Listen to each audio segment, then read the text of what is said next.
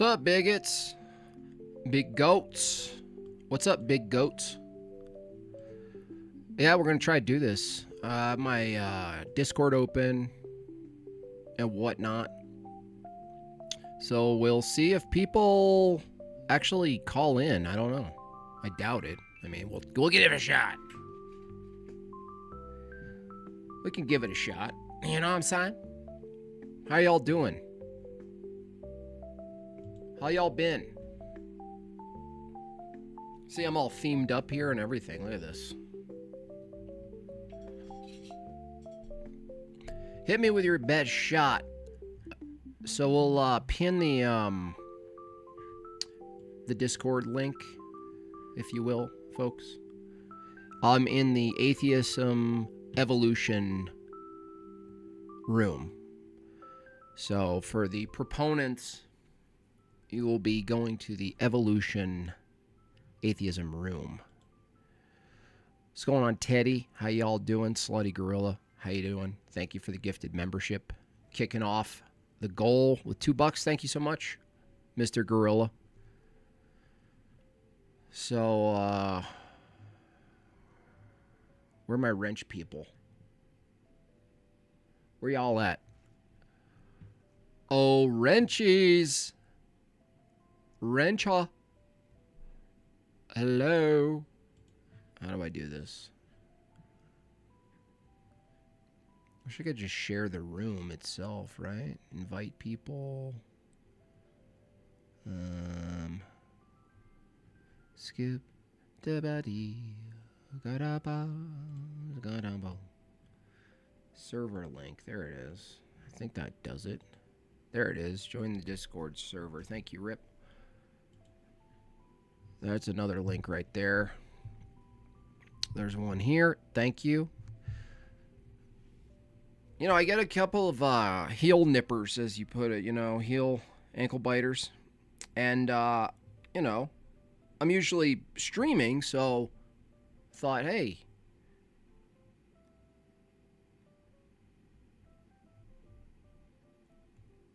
you know what I mean? Call in, see how well you do.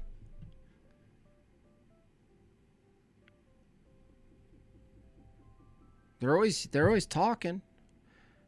I don't know. How do we get some atheists in here? I'm not sure. They're usually talking smack early on, so they won't, they can't, they don't. What do you know? What are you gonna do? Can someone in the Discord just test the audio anyway? It's just so I can hear you guys.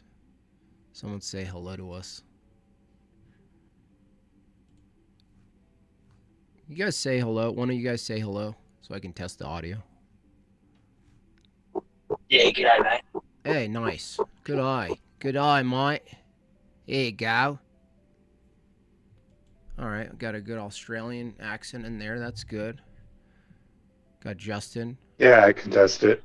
Justin's a little black. He's testing it. His white with his white black voice.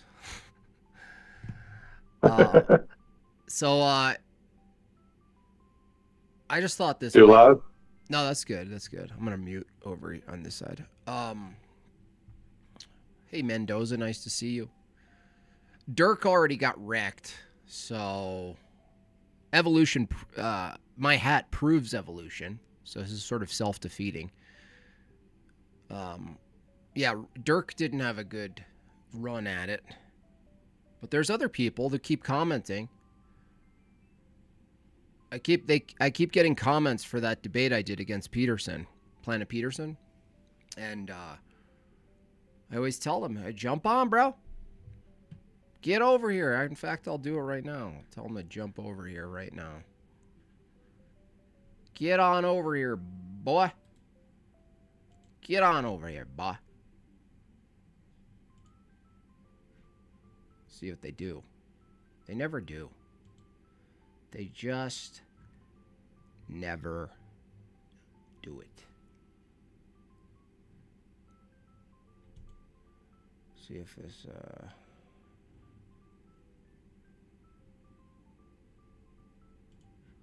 see if this one guy jumps on.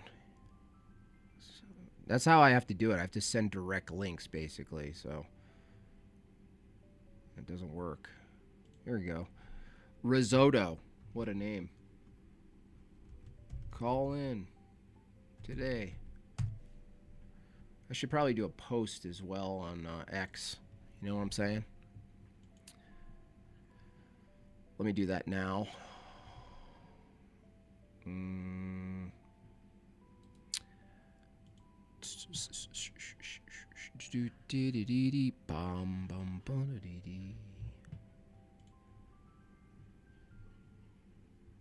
Defend evolution.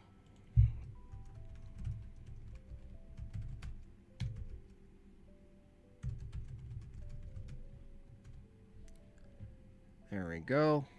Put that out there. It's always the same, though, isn't it? We evolved to believe in God. Prove me wrong. Well, Freddie, that's actually something I use against atheists. But to say you evolved to believe in God, you would have to actually prove that we evolved, which you can't. But I quite like to use that against people. I quite like it. It's nice. It's a good one. We evolved to get to jibby jabbies.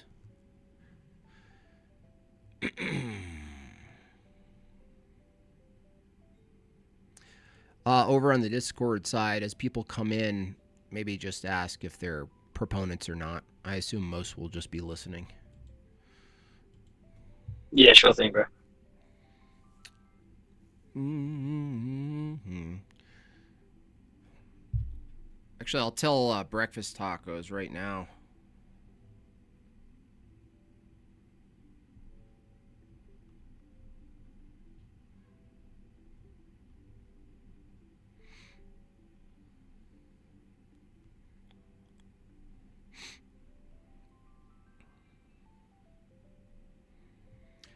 All right. Jim Bob's scared. He's running. Yeah, I'm running. I'm running so hard, Chase.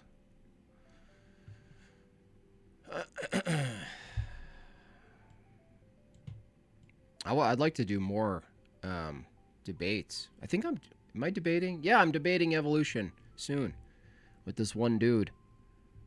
With that cringy atheist that I reviewed, I'm debating him. So we'll see.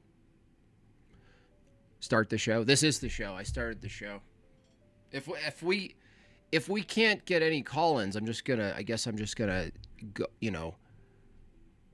go over what evolution is, or just hide the camera and watch this cartoon in the back. You know what I mean? Thank you, Justin Henley. Appreciate that. It's very nice of you. So nice of you, Justin. I posted the stream, The Crucible. That's good. Good. See if anyone shows up. See if maybe Breakfast Tacos could get me a couple of targets. But I doubt it. It's always the same. Corinth. That would be funny. Corinth. TikTok invasion. It could be. If no one calls in, I could go on there, but I hate it on there. I despise it. Unless I'm playing Seth, formerly known as Christo, then I'm totally good with it. Maybe talk about evolution. Yeah. Let's talk about evolution. So let's just like give their best. Let's give their best defense of it, I guess. Let's just define it. Let's steel man it. You know what I mean? Let's be really nice about it. My favorite is Christian evolution proponents. That's my favorite. Evolution. Just so you guys don't know what it is, I know you're trying to figure out what it is. No one can defeat God's greatest creation, the eagle hat, and his manservant. Yeah, thank you. Yep. Evolution, the process by which different kinds of living organisms are thought. It says thought to have developed and diversified from early forms during the history of Earth. Now, what I could do is go over to that Peterson debate and walk through it at maybe speed 2 and demonstrate why Peterson failed. You know what I mean? He absolutely failed. So I could do that. Because the topic of that debate was simply, is evolution a scientific theory? Does it pass the test? It really doesn't. Doesn't pass the test. And honestly, that didn't go great for him. What am I hearing? Oh, hold on a second. There we go. Sorry about that. All right, let's go over to that, and we'll take a look. See. This is the one here.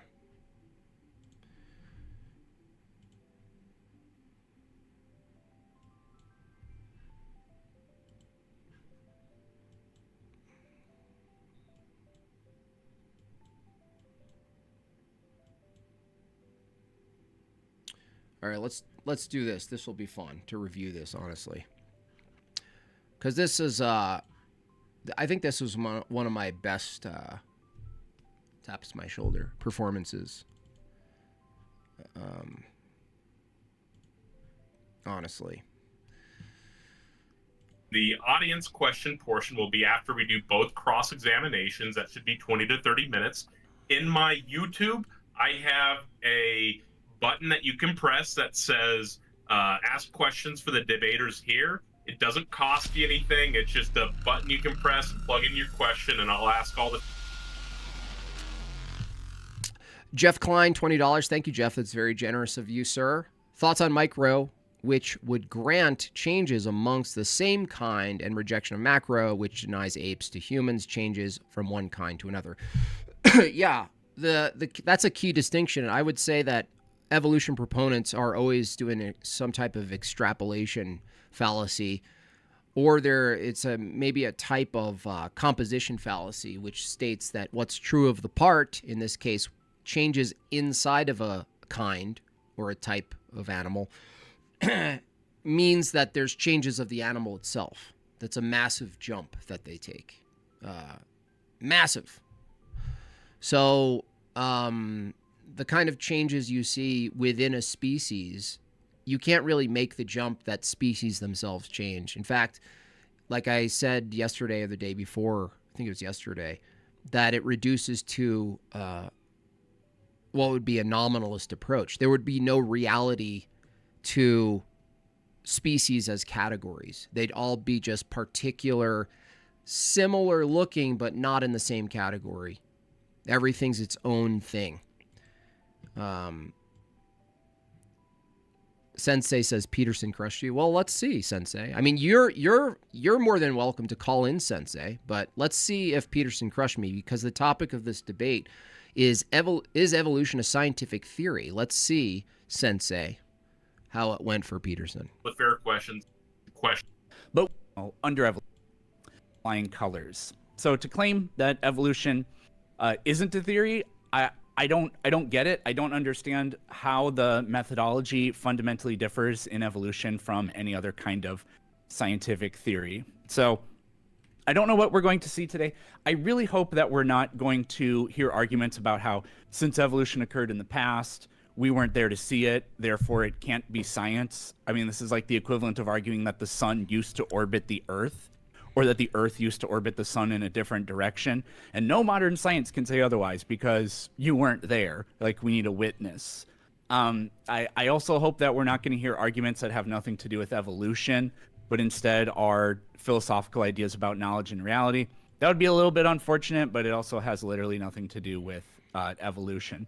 So if Jim Bob believes that there are scientific theories, then what I think he needs to do is tell us about the methodological approach to evolution and how it fundamentally differs from any other kind of scientific theory. And arguments such as, under evolution, you don't decide what facts are true, so you can't decide what to believe or anything. That's a complete non-starter. Sensei says, Peterson took you to the woodshed and left you there. Yeah, you have platitudes, but you have no arguments. You can't tell me how that happened. You can't tell me an example of something I said that was wrong during the debate, Sensei. So you really got nothing. Keep showing how foul and cowardice you are because you have no arguments. And guess what? If you could, you would call in. Peterson played the guitar better than you? Maybe. I have different style than him. So I can write songs, though. So it wouldn't really matter. But what does that have to do with anything, Sensei? That's the case with Answers in Atheism shows up, of course, as silly creationists. Well, we don't have to be a creationist to debunk evolution, Answers in Atheism. I hope you know that. Now, you guys can't think straight. The moment someone tries to counter evolution and its assumptions, you go, yeah, where's God then? Because you guys aren't thinking. You don't think properly. With any kind of science. It's the case with atomic theory. But I don't think that Jim Bob believes that somebody who believes atoms exist can't know anything, because if atomic theory is true, then that means blank. You can believe in other things as well as, evolution. So I'm not going to entertain that diversion. I'm not stupid enough to fall for it. So that's my opening statement. Perfect. There are 20 seconds remaining. I'll go ahead and reset and this is my cat. My opener pretty much set the tone, I think, for what he was eventually, you'll see, wouldn't be able to engage with the argument. Nice. Jim Bob, I'm resetting this now. Go ahead and do your intro whenever you're ready. Okay, thank you, Breakfast Tacos, and Eric for coming to the debate and organizing it, Breakfast Tacos. Okay, scientific theory is a likely explanation of what causes an observable natural phenomenon based on an experiment using the scientific method. The scientific method goes as follows. Observation, question is what causes Y phenomenon. Hypothesis is I think X causes Y phenomenon. Experiment, introduce X, remove X, repeat, draw a conclusion, and develop a scientific theory at the tail end of that process. The only arbiter for two competing hypotheses in natural science is an experiment. Evolution is claimed to be a scientific theory in natural science. So what is evolution? Roughly speaking, the process by which different kinds of living organisms are thought to have developed and diversified from early forms during the history of the Earth. The observation in this statement is variation of organisms. The assumed cause, I'm going to let my opponent tell us what he thinks that is. My argument today is pretty simple. Premise 1, a scientific theory is the product of the scientific method. Premise 2, evolution cannot be run through the scientific method. Conclusion, evolution is not a valid scientific theory. There's a famous... That's a perfectly fine argument. There is a requirement for something to be a scientific theory. If there's no requirement for something to be a scientific theory, then you can't run scientific theories against other scientific theories. There's no arbitration between two assumed theories. None of them are falsifiable. Nothing can be known, right? Nothing. So that very specific definition of a scientific theory, that it has to be it is the product of a method that's strict. If it wasn't strict, if it's not strict, you can't say this causes this or this causes this. You can't look at phenomenon and determine the explanation for the phenomenon. Okay? There's no way to break what's assumed to be the cause between one and the other. Mathematician. Gavin Davis is undefeated against Jim. I don't even know who Gavin Davis is. An astronomer who said the following in regards to astronomy, which I also think applies to evolution. He said, as far as hypotheses is concerned, let no one expect anything certain from astronomy which cannot furnish it, lest he accept as the truth ideas conceived for another purpose, and depart from this study a greater fool than when he entered. The reason I find this prove there's a God, this topic isn't about whether or not there's a God, Sensei. So if you're going to derail the chat, I'm going to derail you out of the chat and you won't be here. So if that's what you want, keep derailing the chat with topics that have nothing to do with evolution right now, okay? Comparable is, in fact, I'm not even going to give you a chance. Ban Sensei. How about that? You see how easy that was? I don't even have to wait. Goodbye. So long. Farewell, you scum. The inaccessibility of introducing viable hypotheses out there in space is similar to evolution's inability to test viable hypotheses in the grand scheme of time itself, which it requires. This essentially is the argument against evolution being a proper scientific theory. Evolution cannot produce a viable hypothesis which can be taken through the scientific method. Scientific theories are the product of the scientific method. They are NJF, white boy, Gavin Davis, you fool. About what, dude? If this isn't about evolution, you're going to be banned next. Who are you? I don't know who you are. What are you talking about? Are not the beginning of the scientific method. So my opponent is tasked today with something that should be fairly simple from his view, which is to take evolution through the scientific method from observation to theory and every step in between. We can start right now, and I'll concede the rest of my time by giving my opponent the opportunity to present his observation. So I wanted him to start with an observation. Very simple, by the way. Austin Carter, $10. God bless Jim Bob. I look forward to your next Evo debate. Yeah, that's going to be fun. Gavin Gayness. Also, Gavin, what do you want to, Gavin Davis, what do you want to debate me on? You're not saying anything. You're being cryptic. And cryptic people, I also ban. I can't tolerate cryptic statements, okay? If you don't want to talk about evolution today, just keep quiet. If you want to debate me on a certain topic and you're saying I'm running, I've never heard of you, so I'm not sure what you're talking about. Perfect. Turning this off real fast. So we'll begin the crosstalk then, or the cross-examination then? Sure thing. So just to quickly comment on what you said at the end there, during a cross-examination, I'm not like producing, I'm the one asking the questions, so I'm happy to do what you just said there, but that's that would fine. have to Yeah, I actually wasn't aware of that when I said that. Yeah, that's fine. Yeah, that's fine. So I'm happy to do that, but you will ask me those questions during your cross-examination. That's how that'll go. Okay, anyways. So cross-examination timer, that already start, Taco? Ready right now if you're ready to go. Yeah, I'm ready. Okay. So Jim Bob, is it your opinion that science is capable and pretty good at discovering accurate information regarding the natural world? Evolution? Yeah, jump on right now, dude. That's what the stream is for, bro. Call in right now, bro. That's what the stream is for, dipshit. How could I be running if I literally made a stream for you? For you!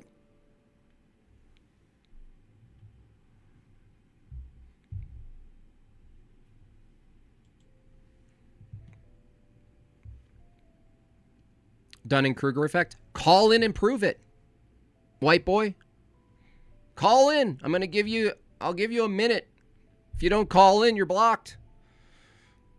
It's my opinion that the scientific method can produce high likelihoods of explanations for causal relations to phenomena. I agree. I mean, I would take that as a yes to my question. It doesn't deal in absolutes. Can you repeat your question? And I'll delineate my answer, why my answer kind of reformats the question necessarily. Yeah. Sure thing. Is it your opinion that science is capable and generally very good at discovering accurate information regarding the natural world? I would say, no, the scientific method assumes accurate information, then it can do experiment. I would say science, the method, isn't actually required to ascertain accurate information of the world. This is a key distinction for these evotards that they don't get.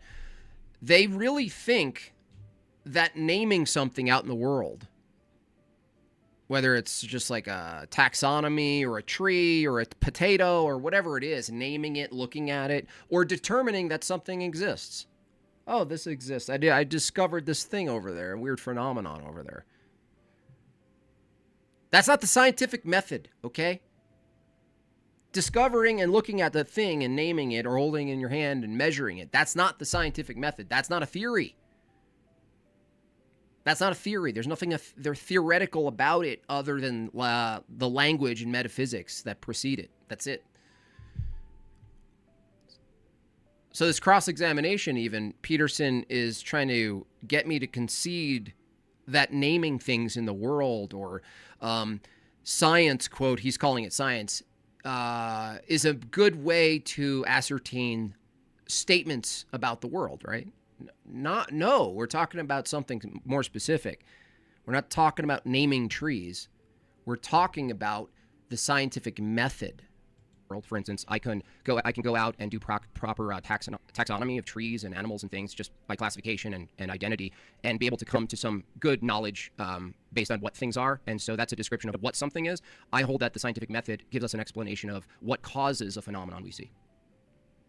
Yeah, and do you think so? What you kind of said there was, well, there are other ways of ascertaining true knowledge. Like if I am hungry, I am not using scientific knowledge. I'm aware that I am hungry. You're wearing a red hat. I'm not using the scientific method. So that was the first thing I kind of heard from you. I totally agree. But what I'd like to know is, for example, you can't observe atoms, but we have a robust. Thank you for the $2, Tigglebitty and Harry Ludwig for the 5 memberships. Thank you so much. Welcome, new members. Scientific framework that tells us that atoms exist and their properties of them. So I'm not talking specifically, I'm talking generically. I just use that as an example. So do you think that science is capable and very good at discovering accurate information about the natural world? The scientific method, I would say, is not doing that, which is what's in question. If you're referring to science colloquially as a body of knowledge, then I would grant that. But specifically, I'm referring today to the scientific method. Okay, so if this is like too much of a... You're too retarded to listen to the speed. Is it too fast? I mean, we kind of talk fast anyway. I was wondering about that myself. Let me put it on 1 step slower. A meta conversation, then that's fine. But what is it that you think the scientific method is not doing here, or is not good at, or is not capable of? Making its way through. You mean in regards to evolution? No, just in regards to the scientific method, because I'm asking just a generic question about the scientific method and being able to declare with confidence that these are true things about the natural world. Gotcha. Yeah, scientific method doesn't produce truth claims, for one. It assumes truth claims, so we start with assumptions about the world. We assume that they're regular. We call them things. These are first-order statements about the world. The scientific method is actually looking at a phenomenon in the world that's natural and asking a question of causality, and that's what the scientific method is. The scientific method doesn't actually produce truth statements. Yeah, did you hear that? That's not science. Science is based on inductive conclusions, likelihood, with the assumption of the regularity of nature that things maintain the same. These rules, regular effects and whatnot, inputs, outputs. Introduce this happens to our knowledge. That's it. Like that's why it's useful, by the way. That's the whole reason it's useful. Do you think our best scientific theories are likely to be true?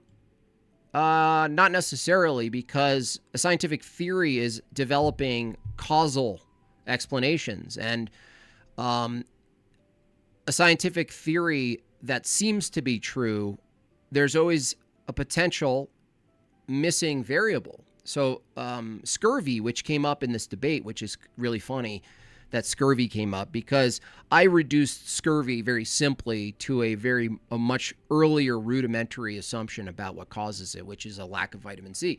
As it turns out, further knowledge, that it seemed to be true and likely true that some lack of vitamin C intake would cause this effect called scurvy. But on further examination, you look deeper and you realize that there's another variable there that isn't identical to the lack of vitamin C, even though the lack of vitamin C was consistent with the conclusion.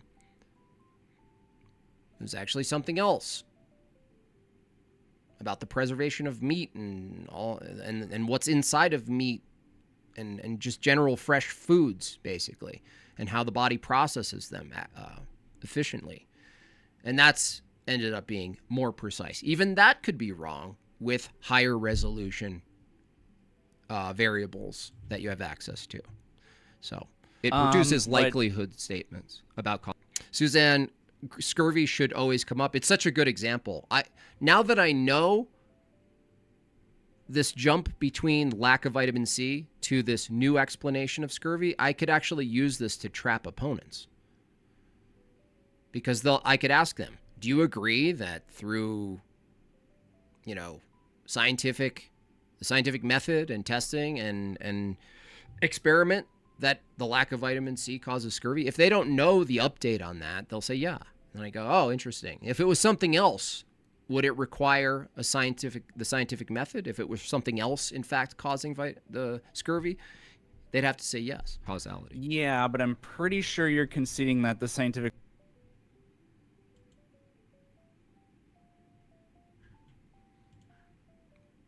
method. Do you mind adding a modifier to react to yourself, making it easier who is talking? Yeah, I'll just talk like this stream. It is a good method that gets us to drawing conclusions about what we think is what we think are the best explanations for what's happening. Yes, causally. Yeah, I agree with that. Causally, but not what something is, right? The scientific method doesn't tell us what something is, right? We declare what something is and we properly categorize, and then we go, oh, welcome back, Jim Bob. Thank you, the cheap chimp. I appreciate that $20. Like, for instance, the scientific method, if I watched, if me and you were on like a hike and we saw bubbling water out of the hot springs, right? You and I would both go, that's bubbling water, right? So I'll skip to my cross-examination because what I'm doing here is distinguishing between looking at a phenomenon and asking a question, what causes the phenomenon? These are two different statements, two different things we're talking about. There's what a phenomenon is and describing it, and then there is testing what causes the phenomenon. Okay, these are. I would hope so. Yeah. Yeah, but you wouldn't agree that we're doing science right there, right? The scientific method. No. Yeah, I talked about the natural-born senses, for example. So I probably don't. Was a scientific. Okay, here we go. Common sense. And can you do? Anyways, I'm just going to ask the same question again. Mm-hmm. If evolution did happen, and by the way, that evolution occurs, it kind of is a law because we always observe genetic changes in every. That's not what evolution states. Genetic changes is not the same as species coming from a not itself to becoming itself. Every single generation. But we won't get bogged down with that. But if evolution did occur, what would the evidence look like? And can you define what evolution is to know that it occurred for me?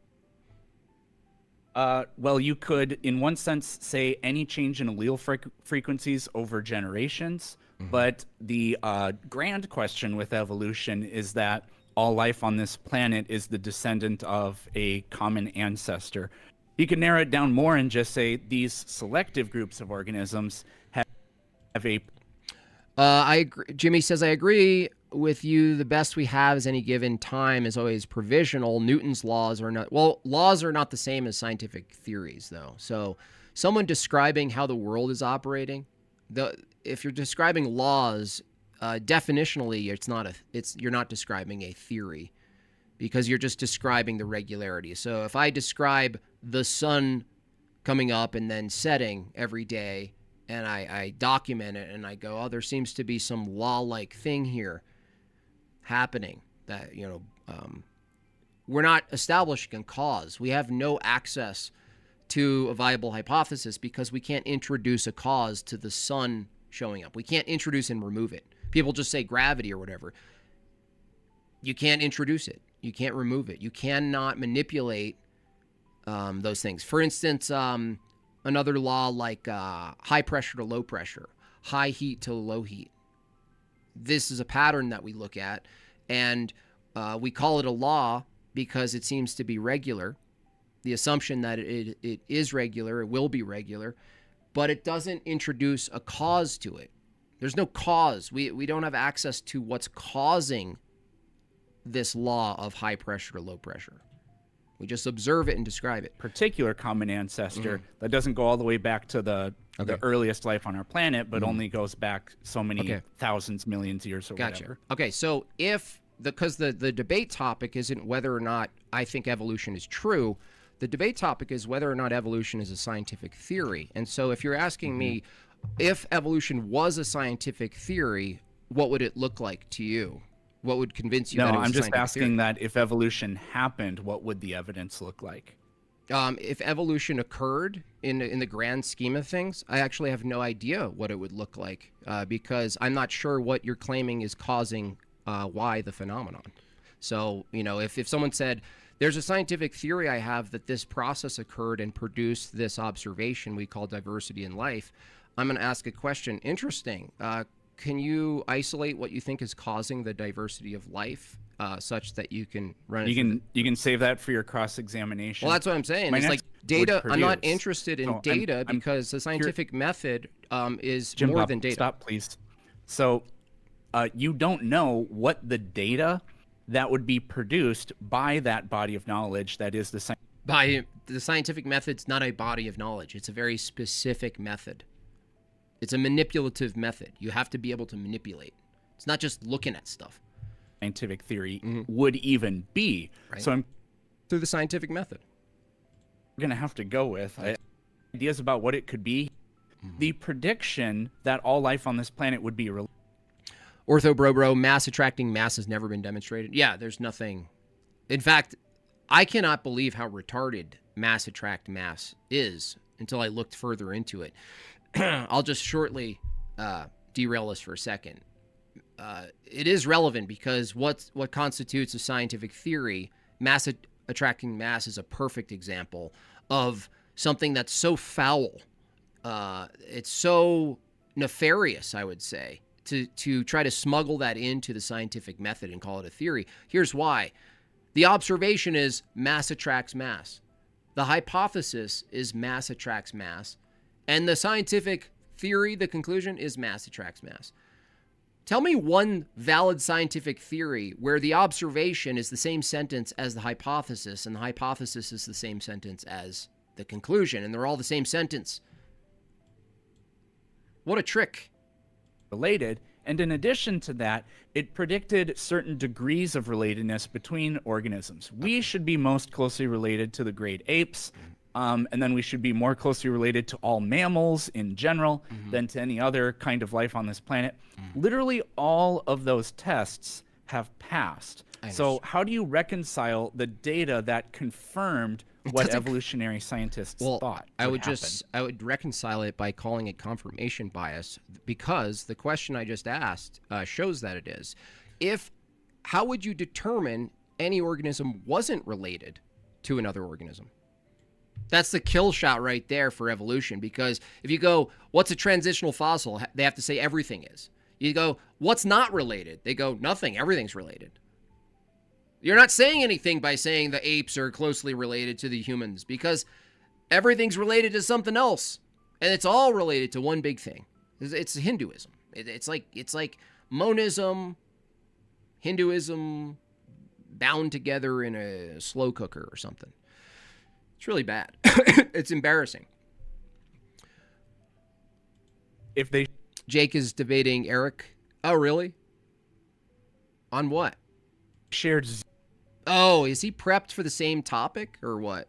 Is it Christianity and because he got smoked by Andrew on that. That was a bad one. He wasn't ready for that one. Zero genes. So okay, that would be. So how it would is work, everything related? Is everything related? You're gonna have to save that for your time. Okay, yeah, exactly. Is everything related? Yes. So how could you, what a fantastic theory. I have this. I'm going to posit that everything's related. Oh, okay. So how do you determine they're not related? You can't. Everything's related. You have 7 minutes. What I'm saying is that the assumption here is that everything's related because of similar structure, and everything has carbon in it, right? So the assumption was that everything is related. That was the original claim, and then we figured out scientifically. Yeah. How do you determine it's not the case then? If the assumption is everything's related, it's not falsifiable because there's no way for you to determine that it's not related. How you test that, and it confirmed it. Right. And now you're sitting here saying, oh, just because they share genes, that means they're related? No, that's literally begging the question. question. How we confirmed that's begging idea. the question. And now you're saying it's question begging. No, it's not. Yeah, it is. I'll give you it. Premise one. Premise one. Premise one. Jim Bob, look. Stop. Premise one. You can do no, this. I'm not cross-examining. I'm not cross-examining. I'm correcting you. Premise one. Everything's during a cross-examination, I get to decide. Premise how my time one, is so I don't get to respond to your cross-examination, apparently. Not if it's You're not going to let me correct you. I deem it to be tangential or not related to what we're Well, maybe the about. moderator can tell me if it's related. Can I answer to the question of genetic relatedness? That's how a cross-examination works. Yeah, look, can I answer to it? Planet Peterson is reclaiming his time, he said, so let's hold. Would be scientific that you believe in. Observation. Really quick. I know, because you didn't do the scientific. Evolution was very much hypothetical at the time, and I'm telling you what happened when you can't even get to the. We can't even get past observation. Let me ask you. No, stop your story. Oh yeah, comparing that to an observation. Support for evolution, but then there are fossils in order to scientific that.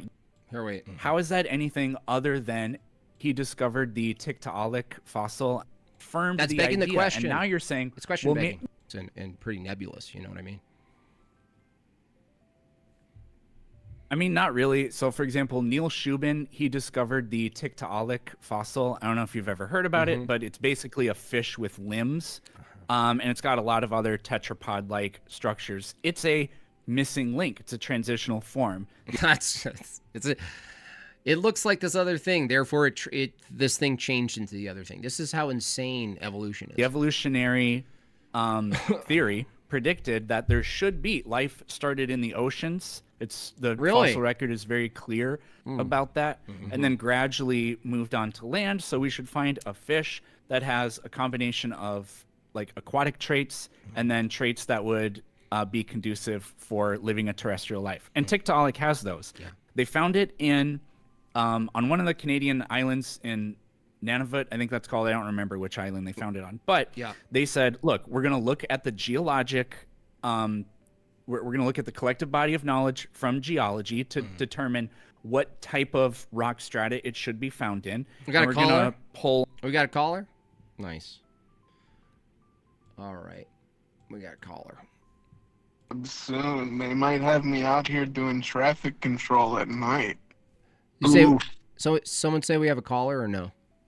Oh no. Sorry, Jimbo. All right. Didn't think so. Cool Jeff. He already got booted. Oh man. Is it cool guy Jeff? That's hilarious. On radiometric dating information in order to know which time frame we should look at, and then we should be able to find this transitional fossil in this place. They did find it. How is that anything other than a confirmation of bias? What evolution tells us we should expect to find?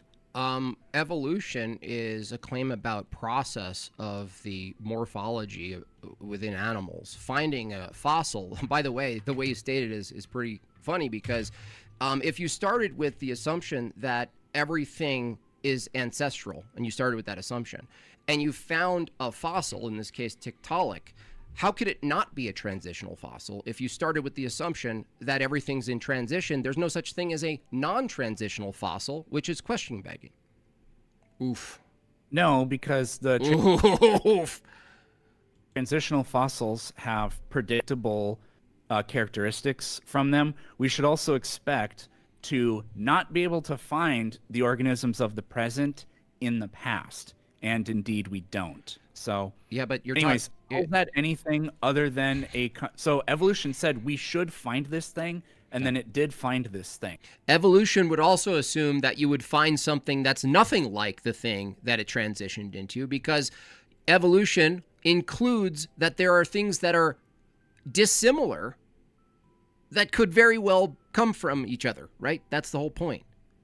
That's just Answers in Atheism. You fools think that the morphology of Tiktaalik is the only thing we have looked at. No, we don't think that. We think that everything else you present is a joke, right? You can't defend it. That's the thing. That's what we make fun of, Answers in Atheism. You can't defend evolution from cross-examination. All you got, old balls, is screaming your assertions, and we ask you, oh, let's look at it. And you go, you guys are dumb. You guys are creationists. You have no arguments, dude. You have nothing. EB $5 says, what's your strongest argument against radiometric dating? I'm willing to concede all other evidence, quote, but I'm still convinced by this one. Radiometric dating relies on assumptions that you can't verify with other dating processes. So radiometric dating, the flaw is that, one, you have no access to objective margin of error. 2, you're always pushing it off to the next dating system. So if I ask you, how do you verify this dating system? You go, this other dating system. You go, how do you verify that dating system? It's another dating system. And on and on and on. It also assumes that there's a constant speed, constant rates, which is funny because that goes against the very presuppositions of the naturalist atheists. That there isn't anything they could know for sure is a constant at all.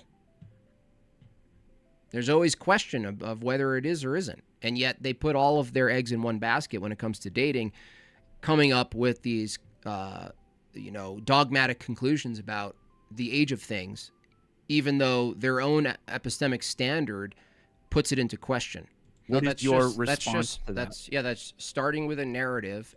There's an OP in the chat. Yeah, go to Discord if you want to try to defend evolution against me. And finding evidence to support your premise 1. It tells us nothing about whether or not evolution is a scientific theory. This would apply for literally everything. Oh, you think the nucleus exists? No, what exists and what causes a phenomenon are two different things. Well, then the gold foil experiment that confirmed that what that's exists, just confirmation we already bias. explained this, and I completely, thoroughly made this distinction, is that what exists has nothing to do with, ultimately, what causes X. See, it's a main problem here. What exists, what causes X, totally different things. All right, I think we have somebody, so that's good.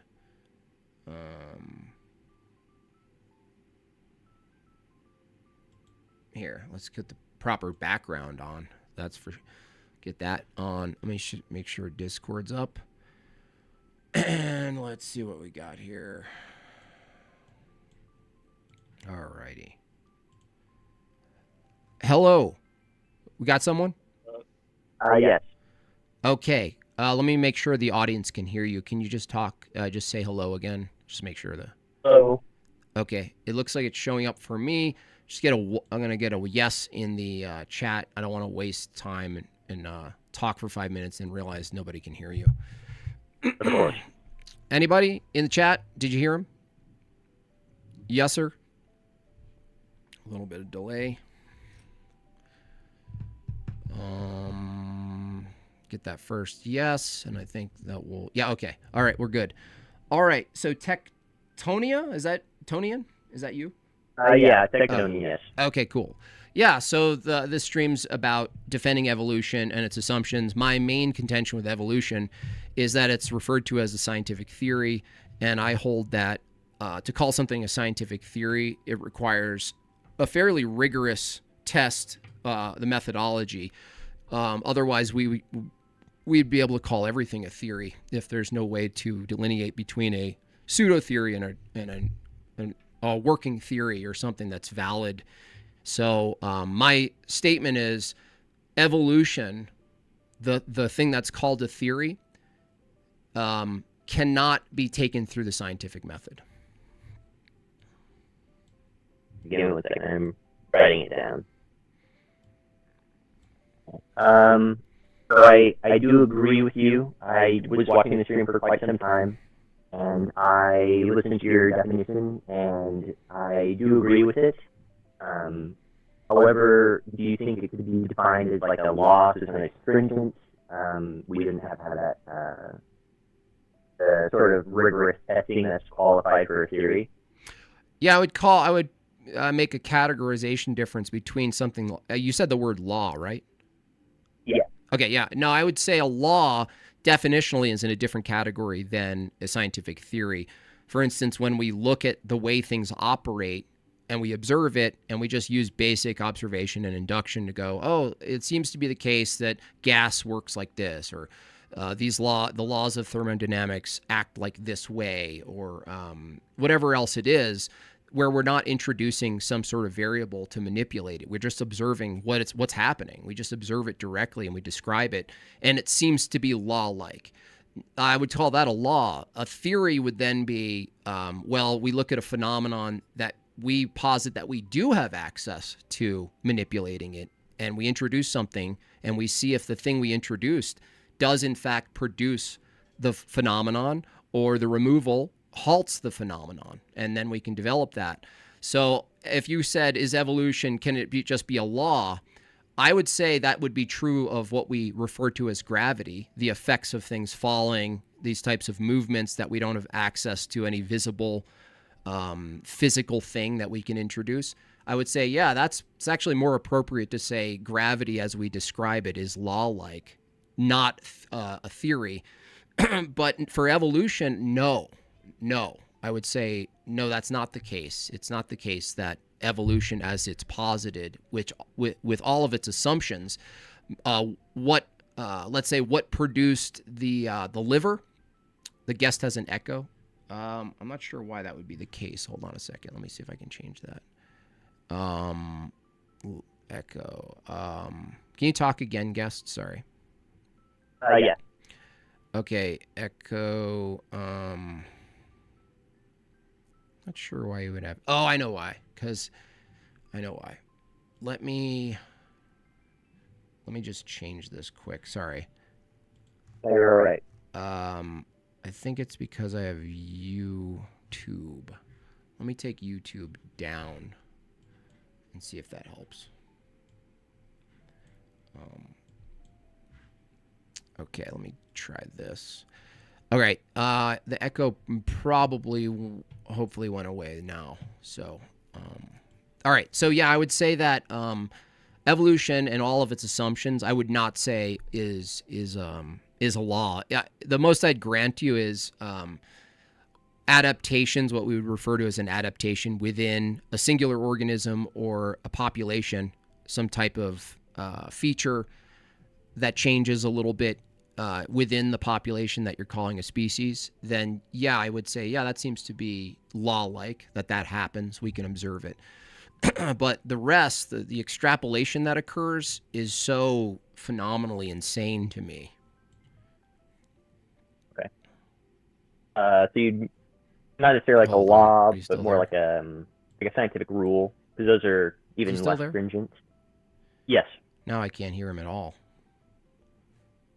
Can you try? Can someone else say something just so I know it's him or someone else? Anybody? Hello, can you hear me? What the hell, dude? Hello? Oh, wait. Okay. Talk again? Hello? Check 1, 2. Yeah, I got you. All right, I hear you. So, yeah, that's what I would say about that. What's considered law-like would be more at the micro level or the local level. The extrapolation about evolution is insane beyond that. Okay. Then I'd have a follow-up question. If we can make the minor changes, but it never changes, why couldn't that result in some large-scale change, like a change of kind? Well, the question of whether why couldn't it is different than someone positing that it does. So the affirmative is on the evolution proponent saying it does. I could say, well, I have no reason to believe that altering, even doing genetic manipulation, engineering even, in the lab or whatever, and manipulating organisms or degrading organisms or making them incapable of reproducing with their own kind or something like this, there's nothing in that observation that would have me conclude that one species comes from another species. Okay. What if we did transform one into a different species? Hypothetically. Transform one into another? Yes. Well, if you did that, you'd basically be proving, if anything, you're proving that humans with intent can manipulate something with the intention of offsetting it's what it is. But I'm not sure how could you change one thing that's universally one thing to another thing. A good question. What if we did something with, how fruit flies, they have really short lifespans. Mhm. We crank that to 1,000. Yeah. So then the genealogy, we can have like 1 million different potentially ancestors within a short time span, and then we could measure changes from there. Well, That's the whatever only you're way I can imagine. calling, yeah. I mean, someone used this example with a mosquito. They gave some example of where mosquitoes were trapped, and then something happened where what they're really describing is some degradation of their biology, such that one generation couldn't have sex, essentially multiply with the previous. And I said, well, what is that thing? And my opponent, it was during a debate, I asked him what is he referring to, this new thing? He said a mosquito. So it's like, so whatever that new thing is, it's clearly being referred to in the same category as the previous, and you're just actually arguing that something about the new thing is incompatible with the previous thing in this framework of like sexual reproduction or something. You're just saying this suddenly is, you're basically saying this is handicapped. You're not, right? You're not saying it's a new thing. For instance, if I start manipulating a certain race of ethnicity of people using some device, and it turns out that their offspring, there's a new generation of their offspring that can't procreate with the previous generation. We track them, right? It wouldn't follow that they're not human anymore. You know what I mean? Yeah. It wouldn't follow that they're not human. It would just follow that that there's this new human that's incapable of something. That's it. Okay. And then what about cellular life? Say that again? Not multicellular. What about cellular life? So not multicellular complex organisms. So like a bacteria, and we somehow made it a different species of bacteria. Yeah, even that, in all the examples I've seen, when you use the proper language, what's happening with the bacteria is that something's being introduced and degrades the bacteria until it's incapable of something, and it's being called something new, like it's some new type of species, where you're like, well, it's, even if that was the case, it would still be a bacteria. Like the statements about evolution is crazy. It's like a cat. Let's take a bunch of cats, right? They're universally called cats, right? There's a universal category of cats, right? Big cats, small cats, fat cats, skinny cats, bald cats, and whatnot, right? They're not donkeys, right? They're not this, they're not that. So you establish this category of an animal that's not these other animals. But then you argue that there was once a time where its predecessor wasn't this thing. That means that something completely and entirely dissimilar, not just phenotypically, but largely genotypically, is not this thing. And the assumption that something that's completely dissimilar may have been the predecessor of something today, even though the similarities isn't what you're using to determine that. And yet more recently, you say, well, the thing that looks similar to this thing, obviously one's the predecessor, one's the ancestor to this thing, because they're similar. And then I ask, okay, you're using similarities to determine something came before this that was similar. And then I go, but under evolution, isn't it the case that if you go back far enough, you're also arguing that something entirely dissimilar is the ancestor as well? And they say yes. Yes to both, right?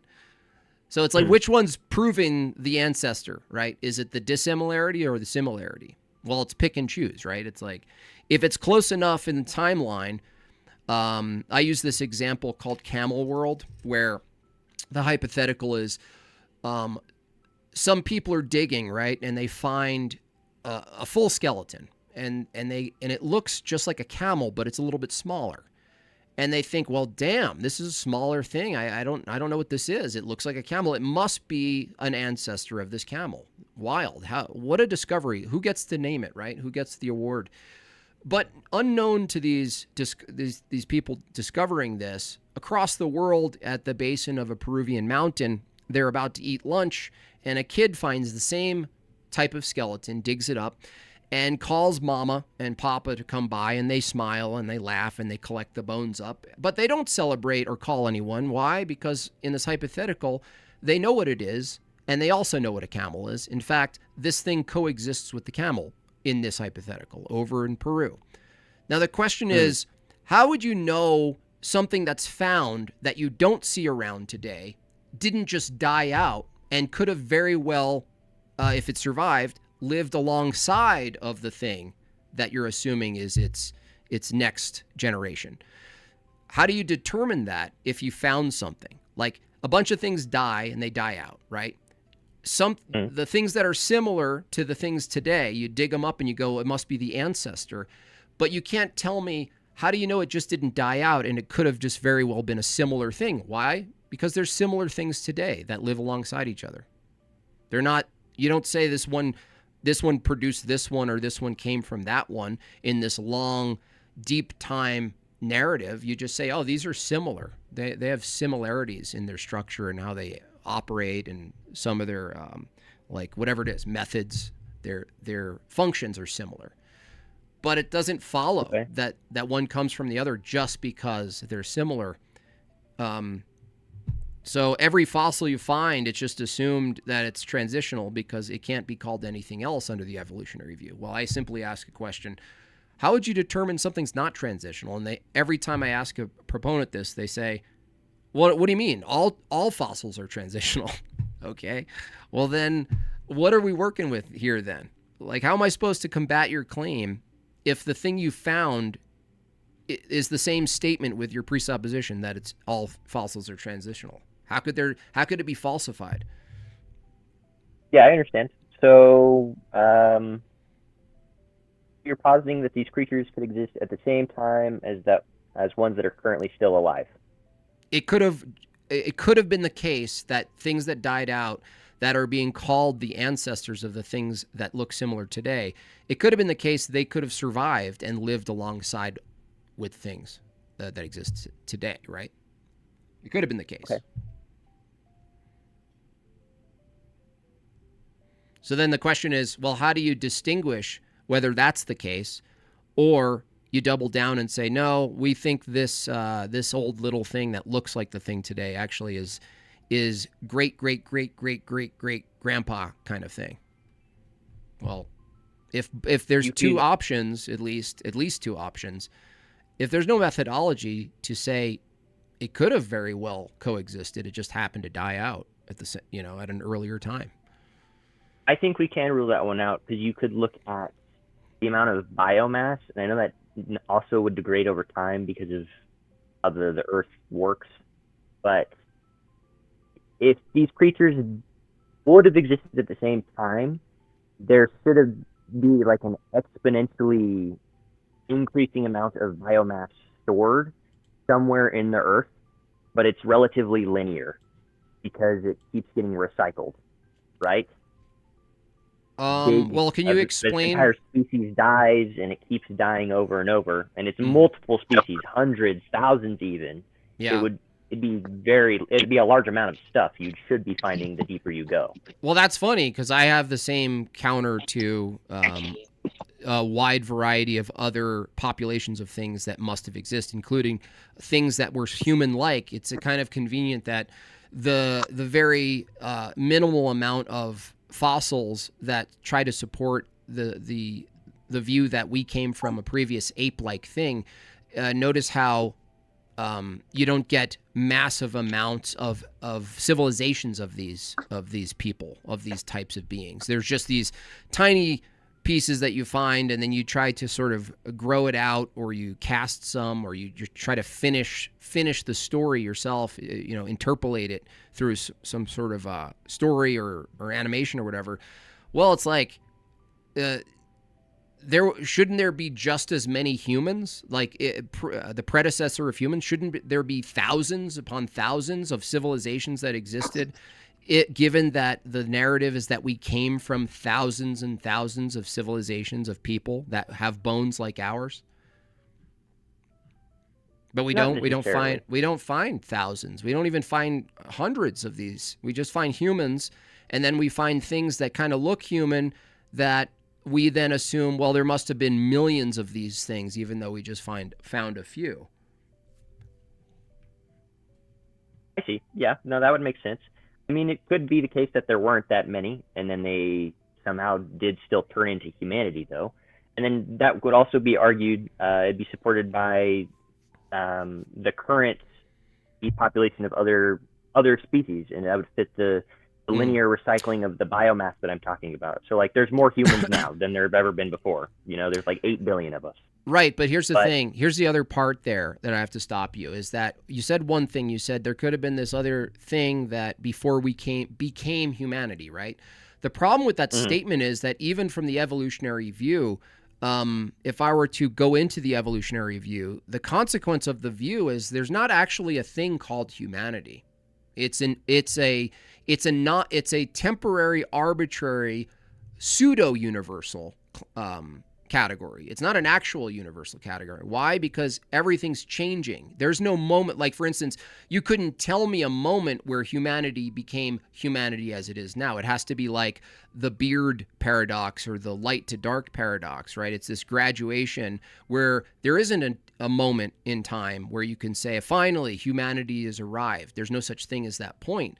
And when you go back further and further, you use terms like species, but the problem with the evolutionary view is you don't even have access to species, because if everything comes from something before that isn't itself, there is no delineation. You can't tell me when new categories emerge. You can't possibly tell me a new category exists, because it's the continuation of a blurred category in the past. So it's kind of a philosophical problem as well as an actual problem under evolution. Do you understand that contention though? Like there's no such thing as an actual species or a category, because you can't have a start point or an end point to that thing you're calling a category. So there is no such thing as a human under evolution, which is kind of ironic given that all of the literature says humans category came from another category, and yet if you dive in, you realize, well, no, neither that category human or the previous thing you're calling a category actually exists. It's like a fluid soup. Yeah, it's a soup. I agree with that. no. So what if? What if we then categorized it by different events in time, so chronologically? So we could say at this point, this something, we're not saying it's a species or even that it's different than its predecessor. We just say this thing developed some technology that we can observe through the chronological time scale. So like the use of fire, and then that's how we delineate whether it's this thing or that thing. We say this, we'll call the thing post-fire human and the thing pre-fire not human. That's still yeah, I understand what you're trying to do, but the problem is when you say the thing, if I ask you the name and I ask you, is it the same thing as that other thing? You can't escape. It's like not, I don't know if you ever debated like someone who's like like a nominalist who rejects that there's any validity to a universal category at all. The moment you say the thing or the human, that's whatever you're referring to that's now post-fire. The only thing that has an actuality to it is the event, a fire, right? There was a fire. There were a bunch of particulars that we call organisms that look the same, but we have no basis to call them a category because they're always changing. And then there was a fire. They developed the fire, whatever this thing was. A group of them developed fire. But after the fire, another particular group of them started doing these other things. But the thing is, whatever you're referring to doesn't actually exist. There's no actuality in biology or under the evolutionary view where you can hold a static universal of a category like a species or a kind. It's impossible. It actually, you can't hold evolution to be true and hold that there's universal static categories of things. It's impossible. Like they're just contradictions. It's impossible to, you have to agree, and some of the evolution proponents are starting to get around to this because they're incorporating their philosophical presuppositions and assumptions into their argument and realizing, oh shit, I actually have to bite the bullet here. There's no such thing as a universal species category or a kind or a thing like this. There's only, under evolution, particulars. There's only particulars, singular particulars that only from an illusory influx scenario looks or seems to be like this other thing, including us, you and me. You would have to concede from an evolutionary view that me and you aren't actually in a known category right now. From a wide view of evolution, deep time evolution, there's no such thing as the category, right? We're Not always even changing. a man-made category. Yeah, it's always changing. Yep. The whole thing would be changing. But if it's always changing, that also defeats evolution, because you can't argue evolution without assuming the thing that you deny, in this case, species or kinds. You need to argue that kinds exist to go back and say this kind came from the other kind. Yet, when I go back far enough and I go wider resolution, there's no such thing as a kind. All right. So then would it be a misunderstanding of what makes a static universal category? Because if it does change over time, let's say things do change over time, that doesn't stop us from referring to the one point in time which is unchanging, correct? Well, that would be nominalism. That would mean that the particular thing you're pointing to in time, this would also be a problem with induction itself, which is the thing you're pointing to that's a phenomenon or a thing that's operating a certain way is not like anything else. It's its own thing, and it's an assumption, and an unjustified assumption, that it is in a category of something else that's like it. It's actually not. It's just a particular, unrelated, nominalist particulars, right? What about a grouping of particulars and then we average it? Well, that's what induction would be, right? You'd be taking a set of particulars and generalizing. That's what you're saying, right? Yeah. It would be illusory because the things that you're calling similar aren't actually similar if we're talking about evolution. They're not actually the same. They're not in the same category. They're just particulars that you're making a jump that they're in a category called human or giraffe or this or that. In the grand scheme of things, like I said, for evolution, to argue evolution, the moment you go back far enough in your time narrative, you have to dissolve the thing you're referring to as a thing, as a category. So what if we have to? So, but we can still take the grouping of particulars through time and average it, correct? And then since they're solidified and static in time, we can just... They're not static. No, that would be illusory. This is the other critique I have of evolution, is that you take an arbitrary, illusory view of a group of things, and you call it, for the sake of pragmatism, for the sake of talking about it, you call it a category. You go, oh, giraffes are a category, elephants are humans, apes, chimps, scorpions. We have a whole variety of things that necessarily aren't identical to other things. It would sound absurd if we said a scorpion is a cat, right? Or this is it violates the law of identity, not just at the particular, but at the category level. And so what you're saying is, why can't we just pretend, right? That's what you're really saying. Can't we just pretend that there's something called a species called a giraffe? And I go, yeah, you could pretend that.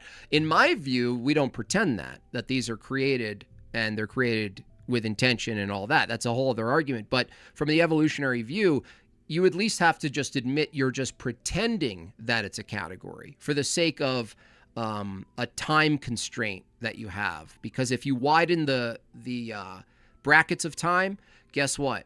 The distinction of a giraffe goes away. The distinction of a human goes away. These are pragmatic, arbitrary brackets that only work in a very small amount of time. As humans, we're looking at it in the here now, and we go, look at that thing. Oh, that's amazing. That fish, that shark, that this, that. They're all categories. You might as well say they exist, but you actually don't believe they exist if you believe evolution is true.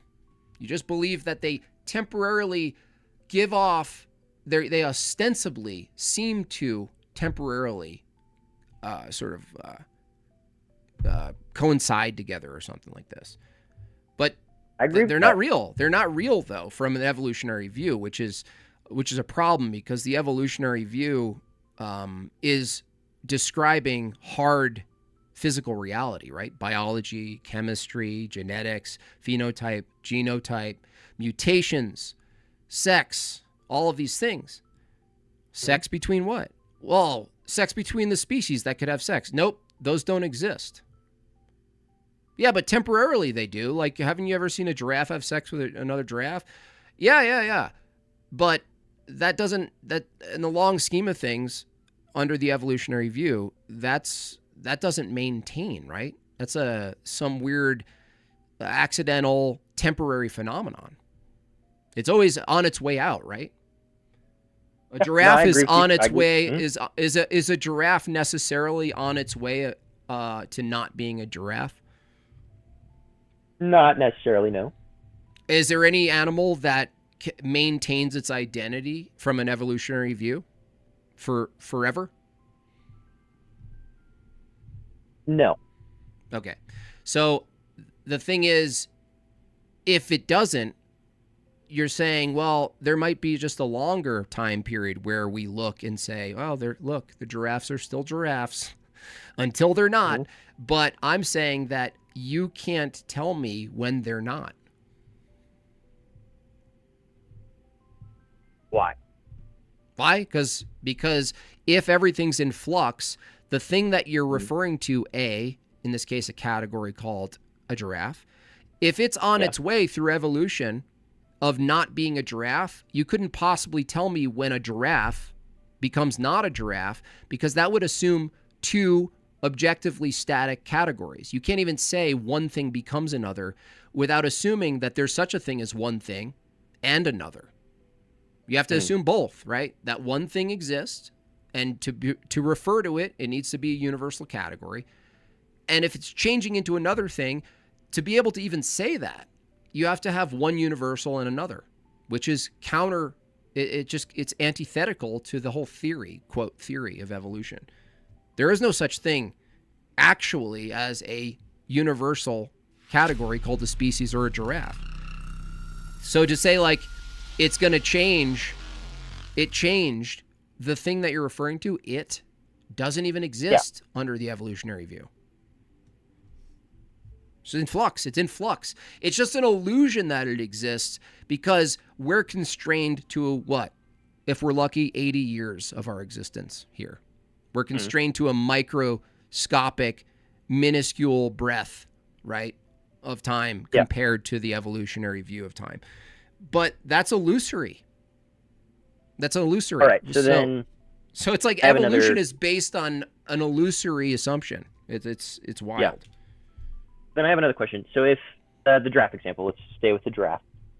Hypothetically, it stays a giraffe forever. Evolution's false. So it does pertain to that universal, the static universal of giraffeness, correct? Yeah, I wouldn't say if a giraffe maintains its identity as a group and an individual thing, that would mean evolution is false. I wouldn't make that assumption, because under evolution, you could just say, well, the mutations just never happened. It just happened to be the case that none of the mutations actually occurred for some weird reason. We don't know why, but because there's like, what are those things that look like shelled crabs that from the evolutionary view, they say these haven't changed for millions and millions of years, right?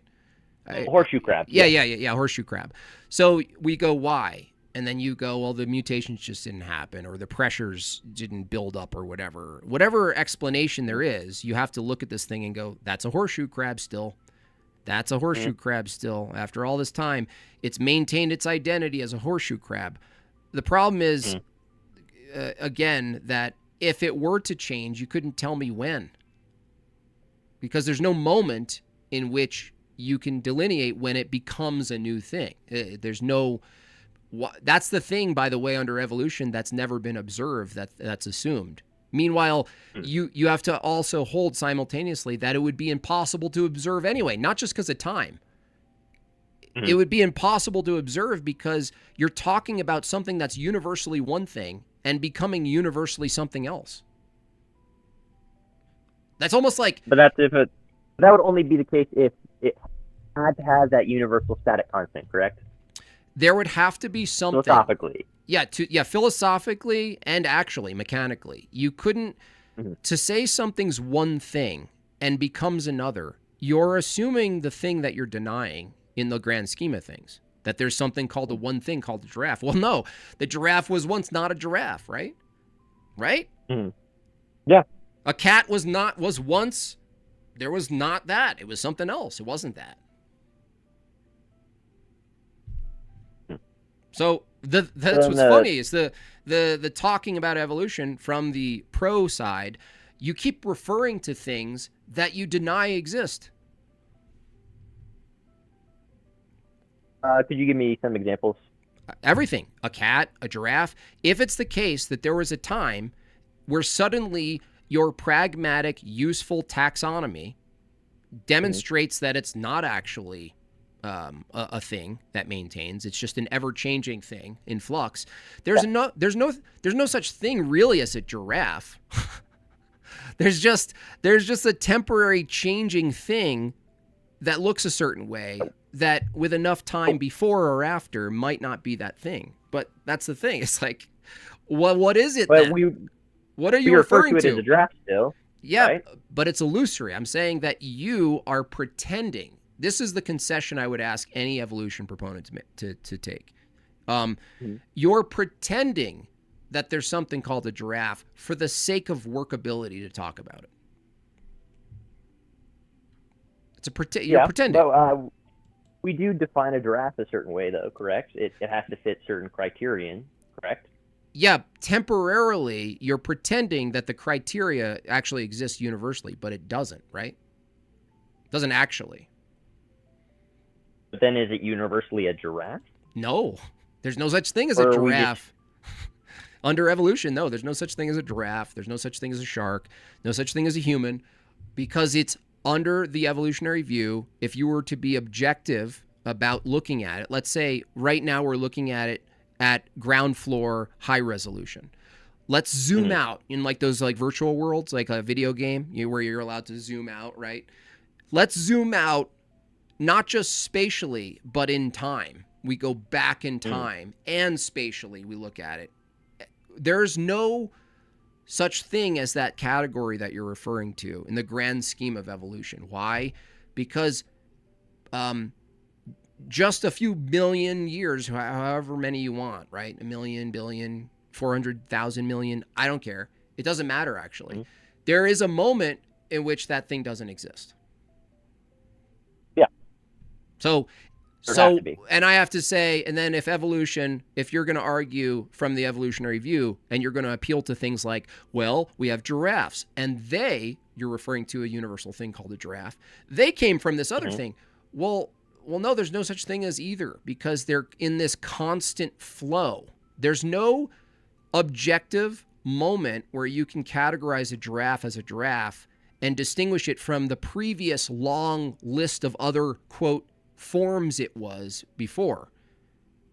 You can't distinguish. It's the problem of like, tell me when the dark room becomes light, or is it or it doesn't matter, right? That problem of like the beard. When is my beard or the grain of sand become a mound of sand? From this view, there really is nothing you're referencing under the evolutionary view. You're just pretending that there's a thing called humans that were once not itself, right? And therefore, whatever you're referring to as a human now might not be itself in the future. No, I agree with you. No, that makes sense to me. So if that's the case, and you agree and you concede that all categories they're illusory, they're not static, they're not universal, they're always changing, they're nominal. It's all nominalism. Yeah. If it's true that that's actually the case, then you can't really objectively argue for evolution by using terms like species or populations of X, populations of this, populations of that. Why? Because in the grand scheme of things, there's no such thing. It's always in flux. It's just an arbitrary, illusory pattern that's temporary that you can't hold down, you can't pin it down to anything lawful, by the way. But then wouldn't that apply to everything else if there isn't any universal static constant? Yeah, So congratulations. Yeah, that would be called, I call that atheism. Okay. Yeah. I call that atheism because it has a massive effect on your epistemic system. If all of your knowledge is based on the starting assumption that knowledge is always changing and truth is always changing, things are always changing, the external world's always changing, everything's in flux, your own reasoning would be in flux. Yeah, no, that follows. So then why would we trust your reasoning or my reasoning if it's just an epiphenomenal effect of physical flux? It'd have to be subjective trust. It'd be like I choose to trust this thing. Then how do we know we're choosing to trust the thing is then the next argument. Well, yeah, the next argument would be choice itself would be illusory because all of your propositions, all of your evaluations, all of your choices and actions would be downstream from a long system of biological, molecular combustion, for lack of better phrasing. Basically, molecules in motion, chemistry, and what validity to a conclusion or an evaluation or anything else? What validity would there be to that if it's merely bubbling, similar to a hot spring or a blade of grass growing? It would all just be determined effects, right? It would just be like you would just think, you would just have the experience that you were truly thinking, and we were really talking about evolution and thinking about it deeply and trying to investigate it.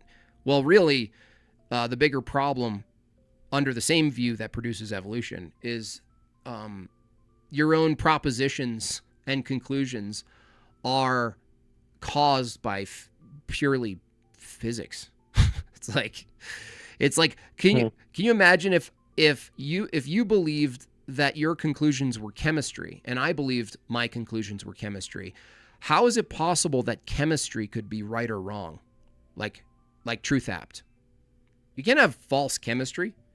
There's no false chemistry. You can't have false chemistry. There's not. Well, it's not you true can't either. have it's like a yes and no statement. It can't be false. You can't ask a question. Yeah, yes, right. True or false. Yeah, there's no true tornadoes, right? Mm-hmm. Yeah, that's a different category I'm willing to talk about. But if tornadoes can't be true or false, and they're just molecules in motion, but your own propositions and evaluations are also categorically in the same position, state of affairs as a tornado, why is it that the only effective physics or physical event that a physicalist at least appeals to, the only event that's physical that they hold in a different status than everything else they know of in the physical world is a proposition? And then I ask them, oh, that's interesting. What's different physically about a proposition that it's truth apt and a tornado's not? And they can't tell me. Because it has to be physical. That's true. So then what about like a quantum level that's underneath all the physics stuff? Because it's probability based, but we don't know why. And so could that be still resulting from some form of actual choice that someone takes? Quantum level would still be some sort of causally determined system. Like it would still, even if you tried to hold to some randomness, that wouldn't better the epistemic position. If you said, well, there's like quantum foam that's producing all of these subcategories of phenomenon, and then our own thinking and consciousness is ladder down the road from that. Well, it's dominoes all the way down. There's like, that's the point, is like there's no distinction between the previous dominoes and the current dominoes. Coincidentally, the same problem with evolution. Everything becomes nominal, local events. That's it. Events happening. That's it. There's an event that happens, and then it causes another event that happens. And then the materialists, the physicalists, a lot of times the atheists, they say, well, yeah, my thinking is downstream from those things. You go, oh, wow.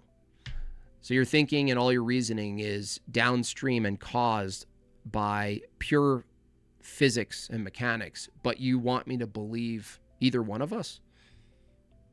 You want to pretend that there's something called reasoning and debating and persuasion? That's weird. Might as well point to any other random chemical event out in the world and be like, that's true. And then you argue that because this evolution stems from that philosophy, it can't be true. And then what are the universal constants that you posit that disprove it?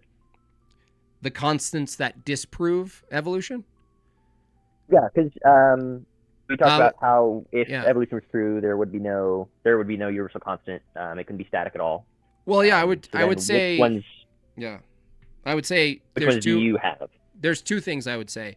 I would argue the absurdity of the contrary. Evolution is the absurdity. If there's no universals, if there's no universal categories of animals and species, the very thing you're using to argue for evolution, you admit you don't actually exist. So it's like a contradiction.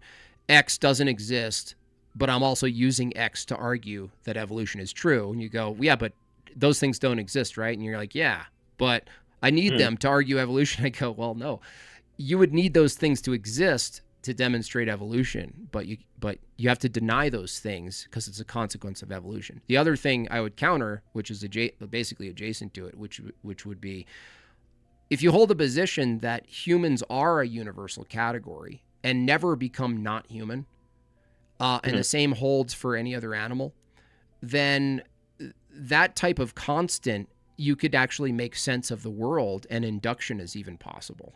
Without the constants, without universals maintaining, without any sort of particulars being drafted in a category that maintains their regularity, their traits, their characteristics, you can't even do induction. Why trust induction? Similar to the problem with evolution, why trust induction, any inductive reasoning, if it's based first on the assumption that the particulars you're looking at aren't actually like the other things? You know what I mean? You're like, it's like denying the thing you're using to come to your conclusions. And then I ask you, well, why? And you go, well, otherwise I can't make these conclusions. You go, yeah, but you're denying the things that allow you to come to your conclusions. And you say they're not actually real. There's nothing real or meaningful about them. It's just an illusory process. And yet, the entirety of the scientific method and everything that it's built upon, the science, the method, relies wholly on the first philosophical assumptions of particulars and universals. Right. So universals, they apply regardless of time, correct? Regardless of time? Yeah. So like from a Christian view, years ago, if something had blueness, it would still have blueness 500 years later. Blueness?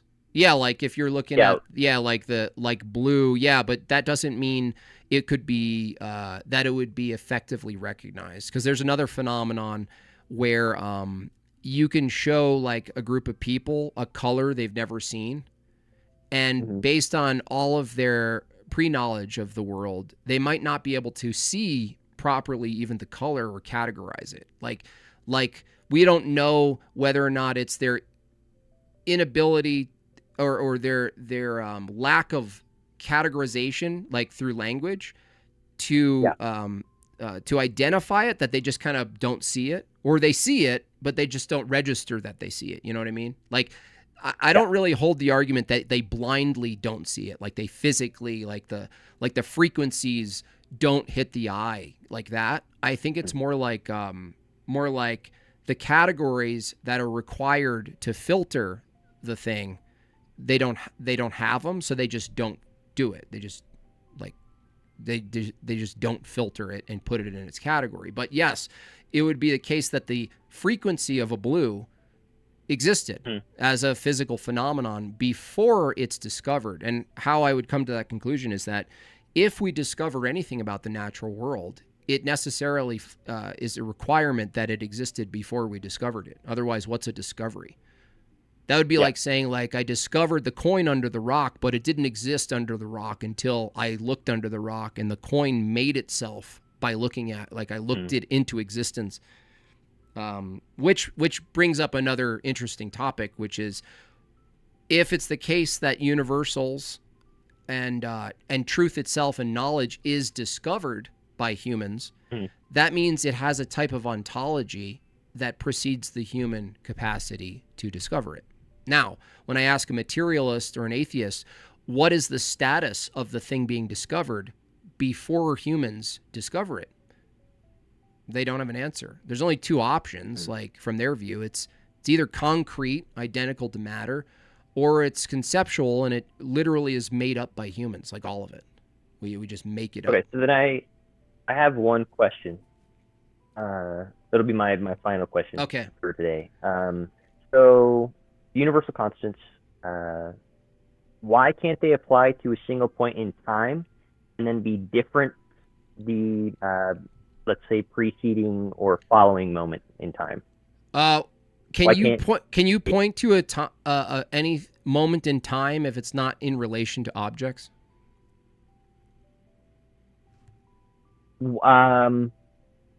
Yes. You can. Technically. Give me a place. Give me a coordinate, a set place and time that's not relational to the external world, which would include particular objects or groups of sets of objects. Is time an object, or are we defining that not as? Well, the reason I asked that question is, like, you're saying, well, can't we just point to a moment in time? And I'm looking at, when you reference a moment in time, you're actually referencing multiple things in the continuum of time, space, matter. You're referencing a place, a time, and because you're referencing a place in time, the place necessarily has to have some sort of externality to it. So rocks, mountains, well, suddenly you're back into describing universals. But that would I wouldn't change the fact that it was still it was universally true for that point in time, correct? Then like the state. You're talking about the state of affairs. You're talking about a state of affairs, like before all humans are on the scene.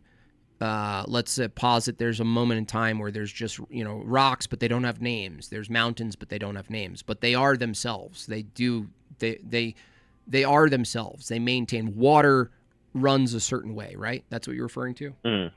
Yeah. Probably, yes. Yeah, the state of affairs that precedes our description of the state of affairs necessarily exists in some regularity. We assume that. And because there are things that exist, they are not identical to other things. So we can actually argue that the universals that you're calling into question did exist if there was a state of affairs that preceded this current state of affairs. Because how would you locate or posit that there was a past without assuming universals? You couldn't. You'd have to. It's impossible to refer to the past without assuming that things like mountains, even though you don't have a name for them, objects and laws and the way the world operates and its regularity, you're assuming that it would exist. It doesn't prove it, though. It doesn't prove that it was like that, but it is the assumption. If it wasn't, if you didn't assume that, whatever you're referring to as a past could be an indiscernible, what would you call it? When things are unintelligible, like an unintelligible past where rocks become trees and goats all at the same time. And you know what I mean? Nothing maintains its identity or its regular form or properties, right?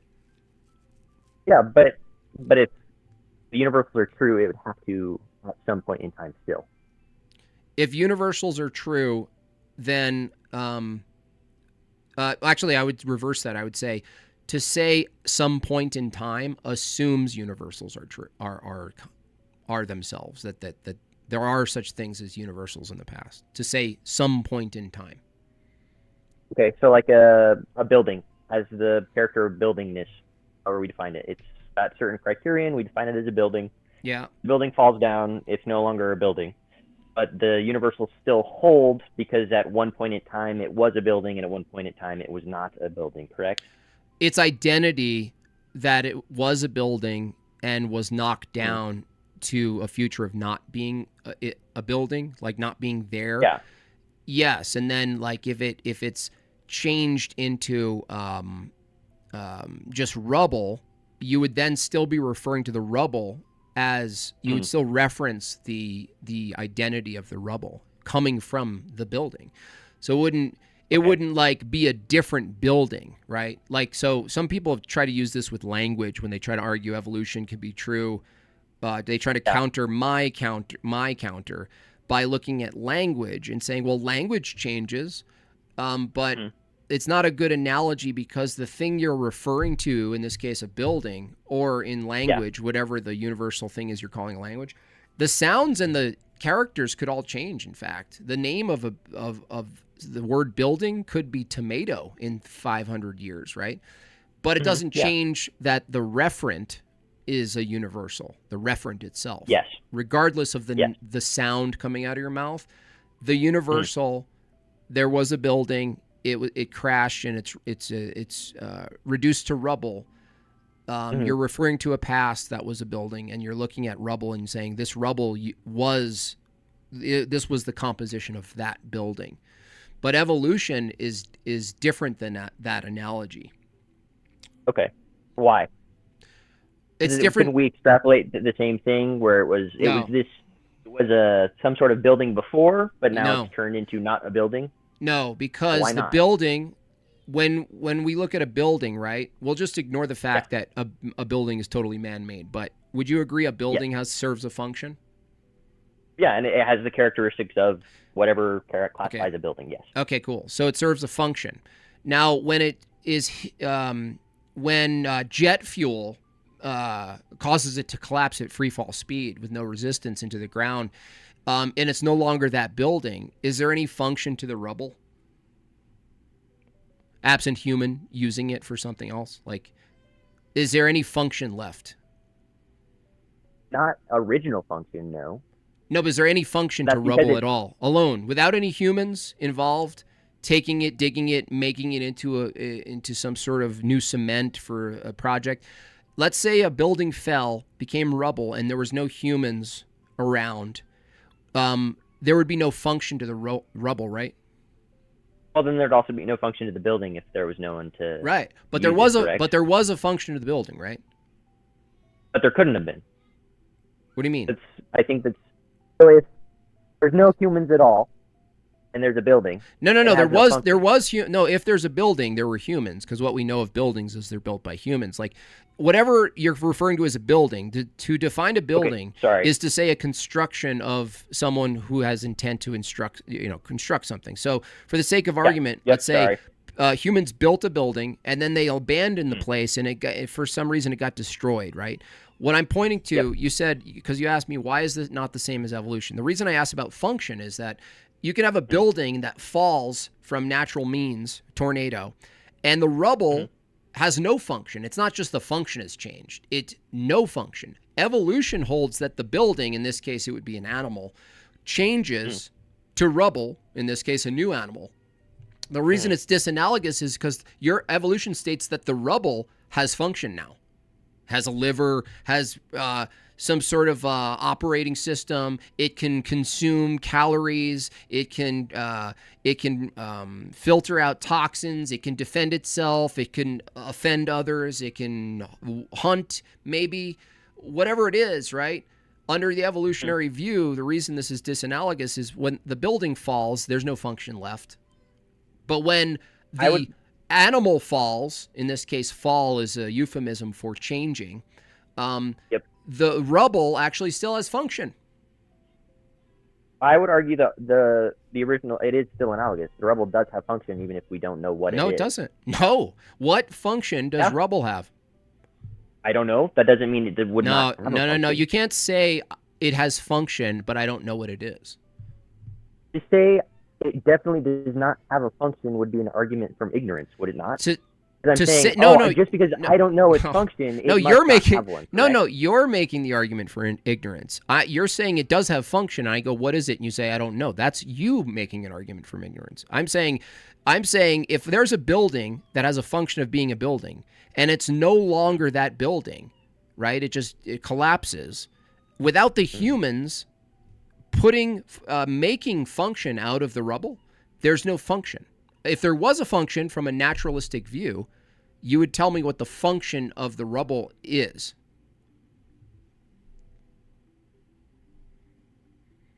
Why?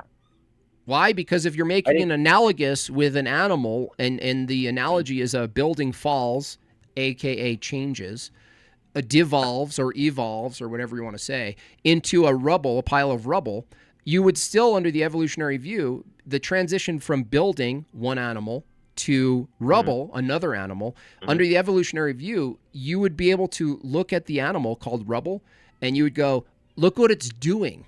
It's doing something. It's reproducing. It's defending itself. It's consuming fruits. It's consuming meat. It's consuming fats. It's doing something. It's metabolizing.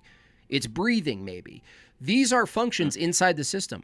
There's no air conditioner. If we want to make a restrictor analogy, the components in the building don't transfer to the rubble.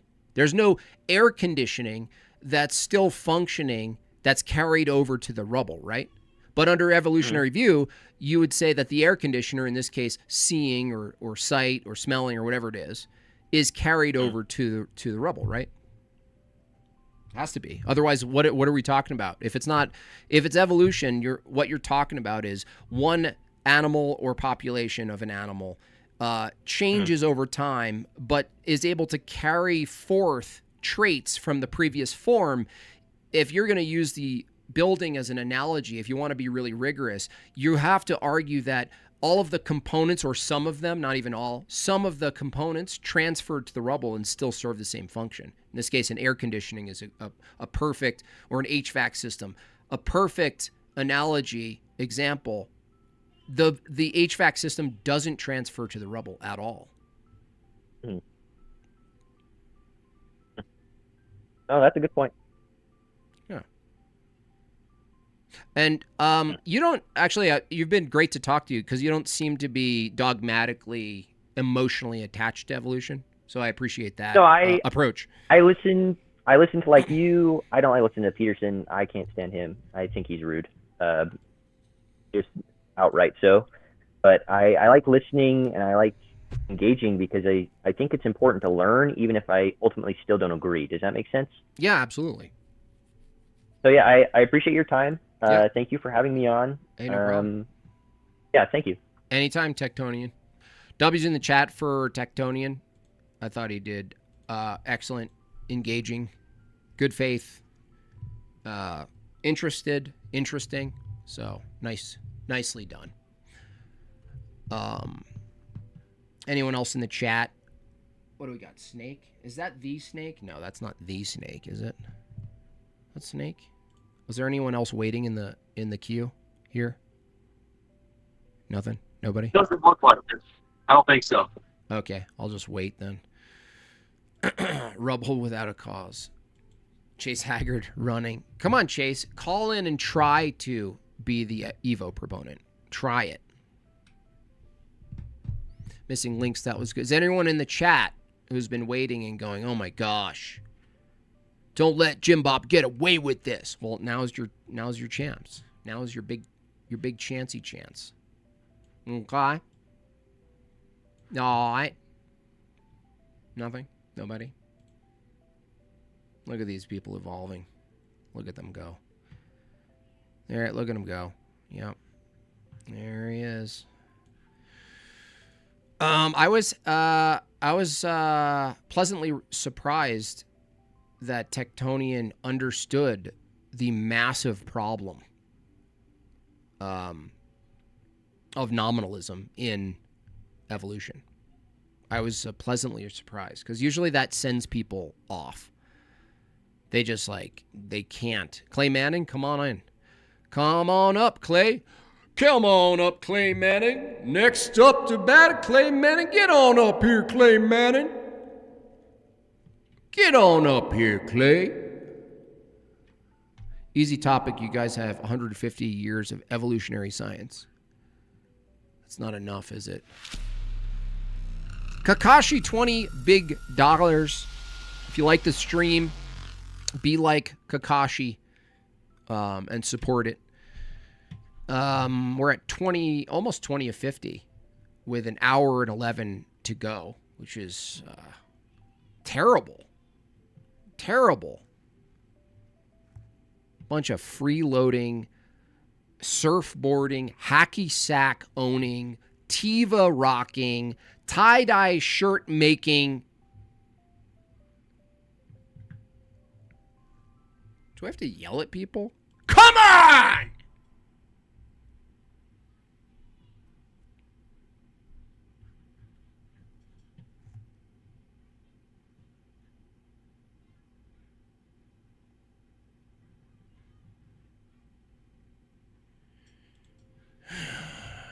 Anyway, trying to follow along as it relates to evolution being the product of a single true ancestor, is this fallacious?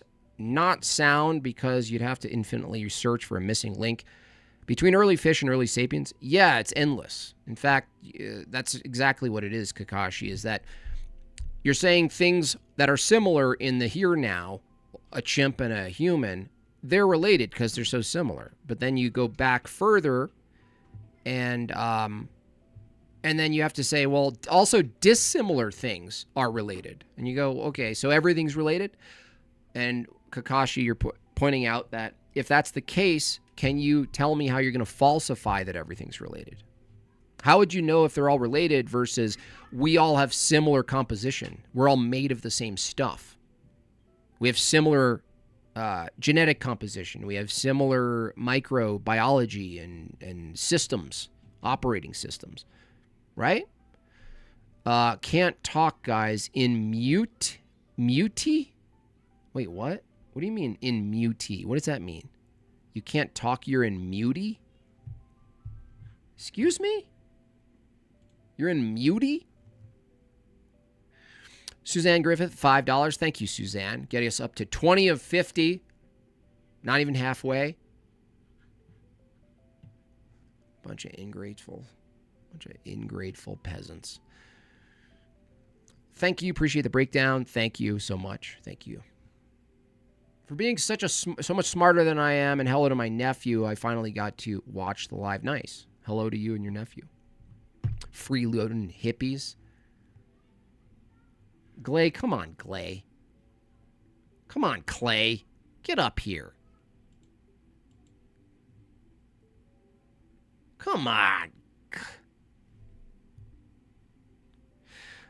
ATL says he could try to reframe this hypothetical to be an office building being transformed into a church or a gym or something that's not rubble.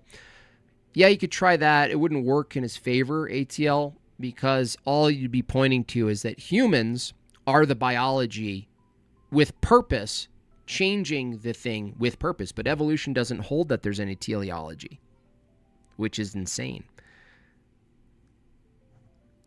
If that was an attempt to be analogous with evolution, and I know you're just trying to help them, is that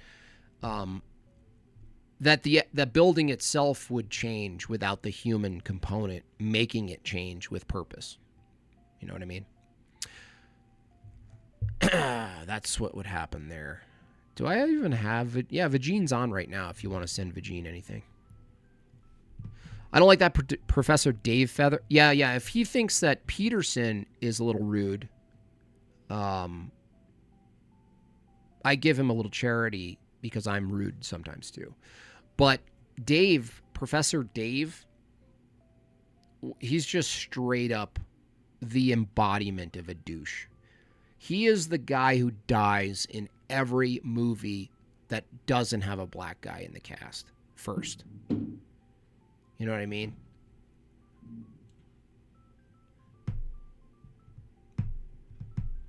Gabriel says, you can't use anything we've made because it proves intelligent design. Yeah, that's another problem, Gabriel, of course.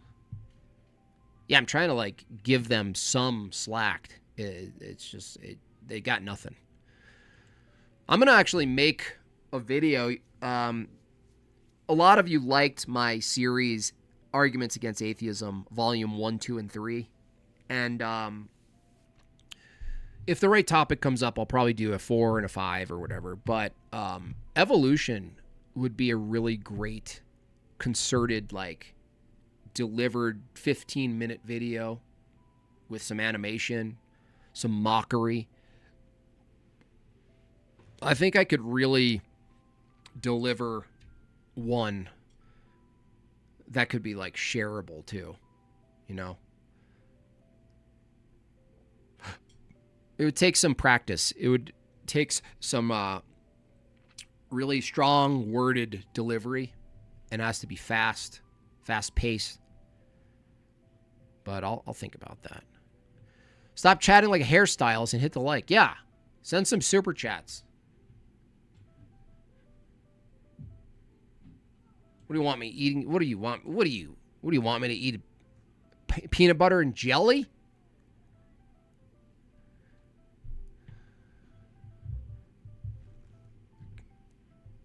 What do you want? What do you want from me?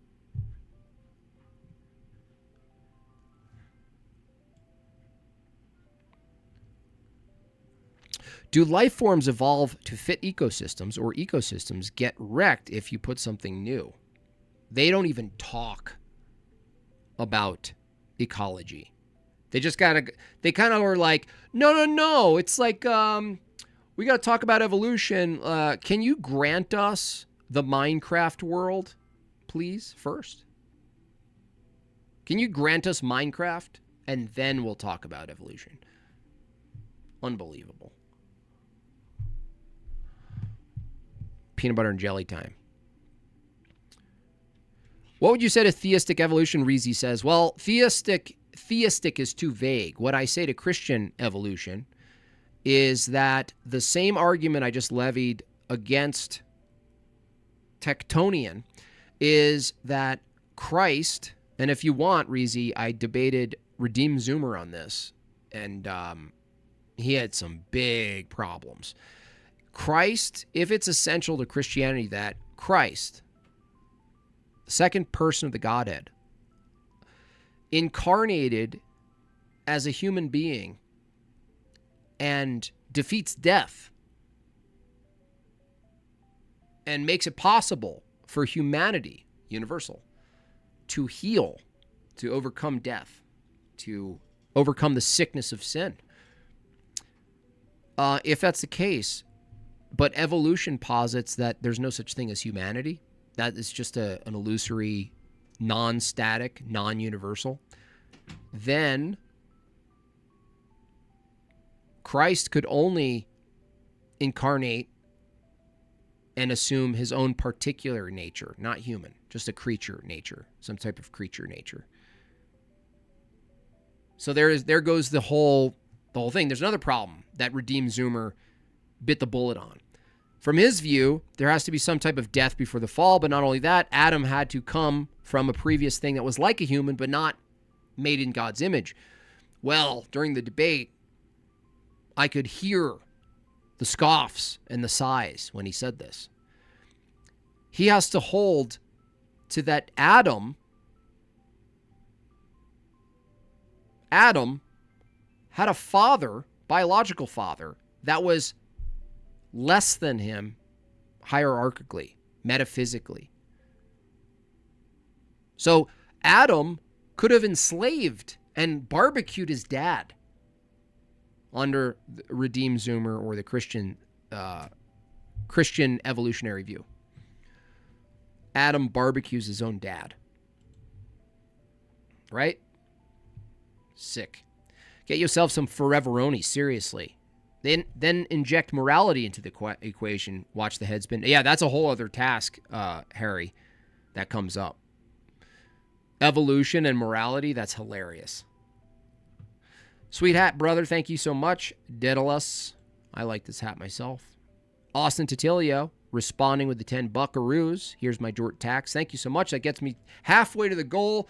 An hour left. I know, talking to these guys isn't that exciting or funny or entertaining necessarily. It is needed, though. So if you're going to super chat only when you giggle, consider that there are other tasks at hand. And from my view, getting people away from evolution as some sort of world view that they should hold, I think that's a war worth fighting for sure. Latch! Mormonism? Sus, yes. Mormonism. Super sus. Mormonism is just pure cancer and AIDS mixed. It's like if you went to the hospital and you had access to like sicknesses and you're all, what do you need? And you're all Mormonism. And the nurse is like, what is that? You're like, it's a perfect mix of AIDS and cancer. Yeah, I got some of that in the back. Well, I guess I'll leave the Discord up, but I highly doubt all the loudest people, by the way, early on, Answers in Atheism. What happened, guys? What happened? Where are you at? What'd you do? Why'd you run? You're awfully loud before. Now you're awfully silent. Bunch of jerks. Bunch of dum-dums. Bunch of silly pantses. Lentil shits. Yeah, seriously, is that what I'm going to be eating? Lentil shits? It's true. What are my rules again? Gosh.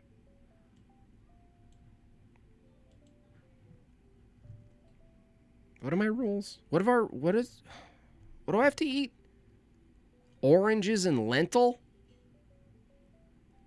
I never said evolution was a fact. Atheist, if you want to talk, just call in. We can't sit here and track all your texts, okay? This isn't a text fight with your boyfriend.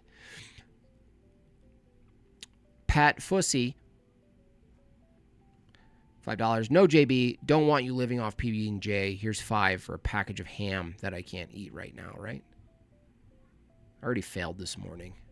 Lord have mercy, forgive me. Dormition. Yeah, I know that's the name of the fast. It just doesn't... I just didn't look up the thing. You know what I mean? I just didn't look.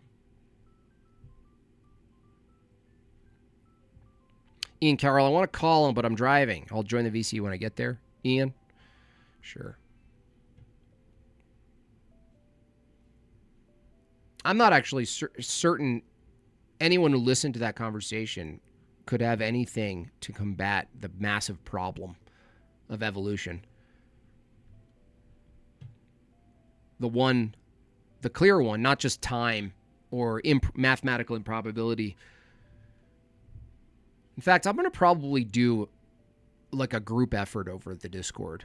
I want to make the most epic destruction, the most epic but entertaining, maybe even artistic, fun destruction of evolution.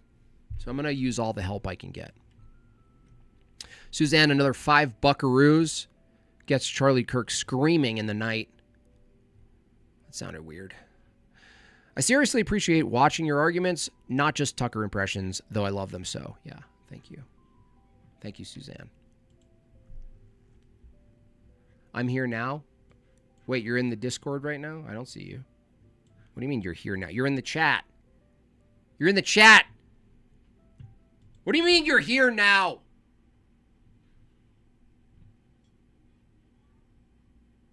I'm here now. Chase me in the chat. We're on the playground. You're a boy. I'm a girl. Let's play tag. Call me a name. I'm going to run under the slide. Get out of here. I hate you.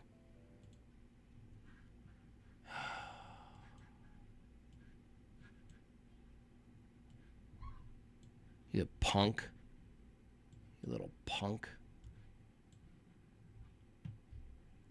You little piece of booger.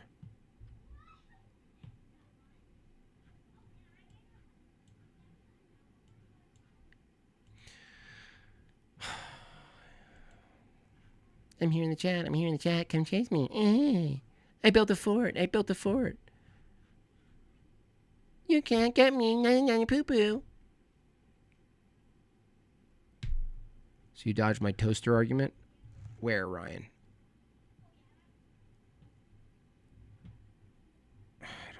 I don't see any of them. I don't see anything.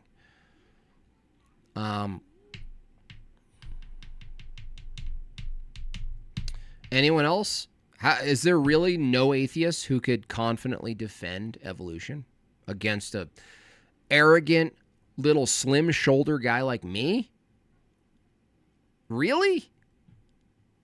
Seriously? Little old me? Come on. Come on, guys. I'm just like a little guy out here. Just a little guy on the internet. You know what I mean? Fine. You know what you get? You get Jurassic Park ambience. We're almost at 30, though. That's good. I would, 55 minutes. I mean, we're cutting it close, you guys. We're cutting it close. Well, let's just listen to dinosaurs. Here's a dinosaur.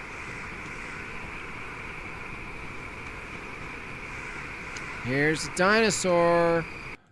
Whoa.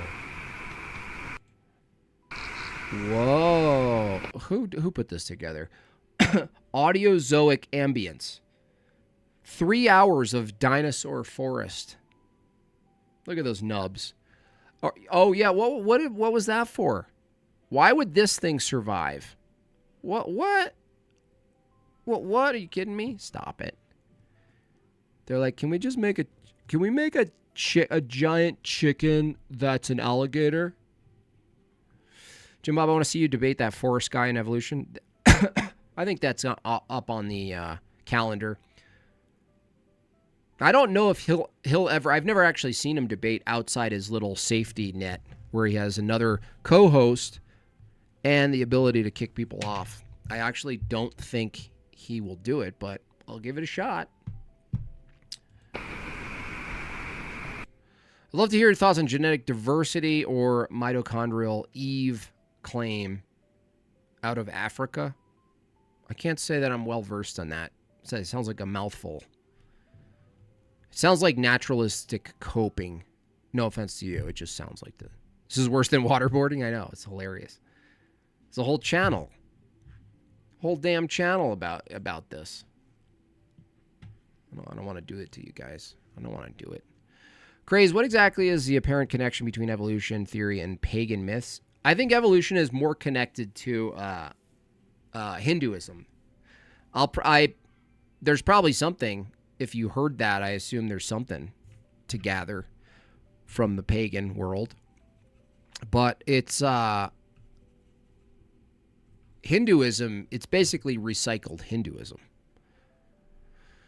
Do eagles taste good? I don't know. I would eat an eagle, though. I don't care about its eyeballs. I don't care if it looks like it's mad or it's deserving. When is the geology debate?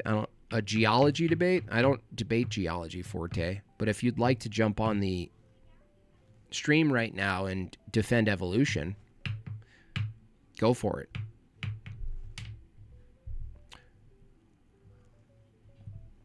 Are you confused why I take opposite? Who are you talking to, Ryan?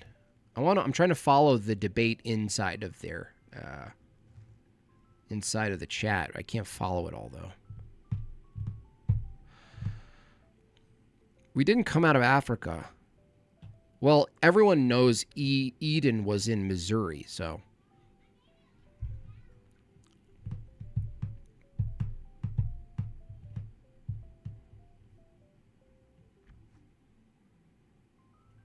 Doop-ba-da-doo-be-dow. Hayes to the Kush. How's it going, dude? Hey, look, we still have the nub. Shout out to my nubbies. I actually don't see who Ryan's arguing with. I'm like trying to like track it. It's not working. I came out of Africa. I want my reparations.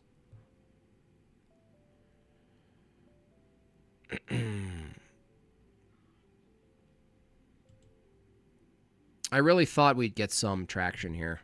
Like even with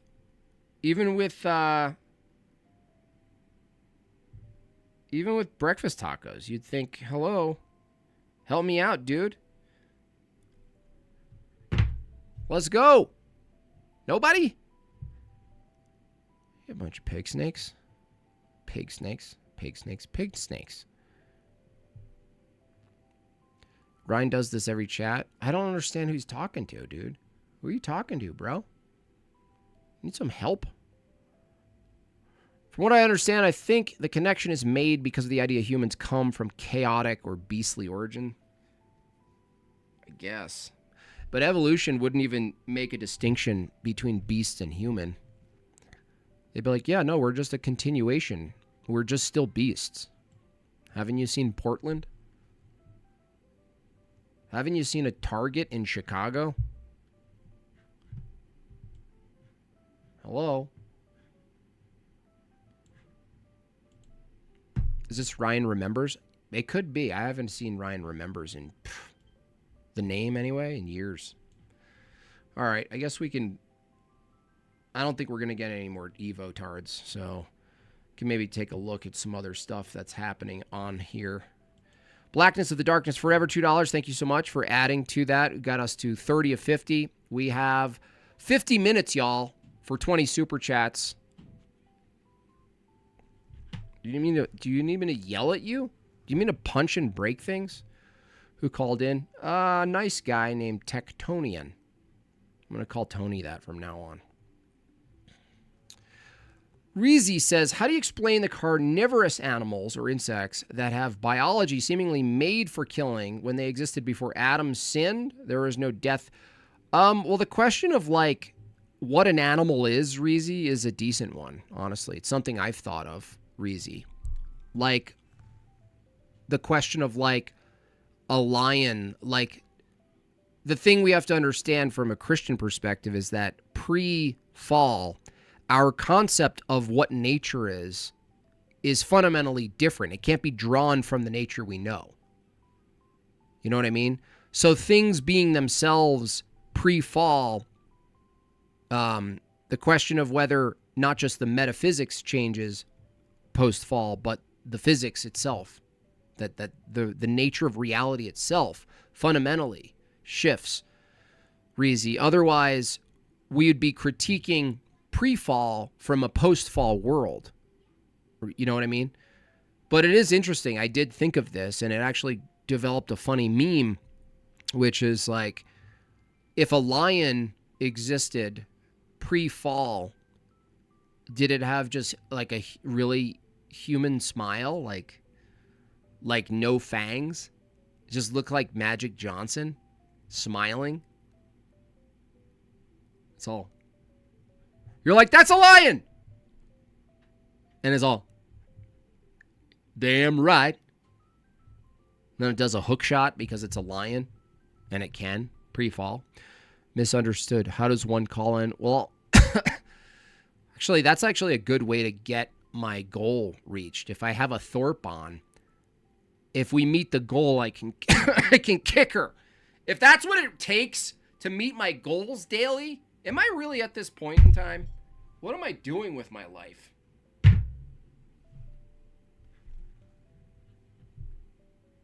What am I even doing?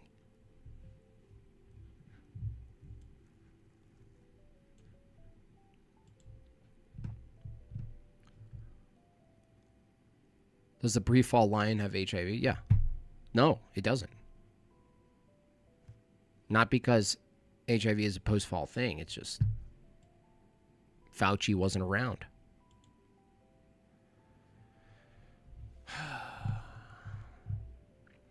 If I have to, I will leverage Grace Thorpe. And I will demand you pay to have her kicked. Meet the goal. And that's a lot. I mean, if you guys want to tolerate Grace Thorpe for 18 super chats, that's on you. 17.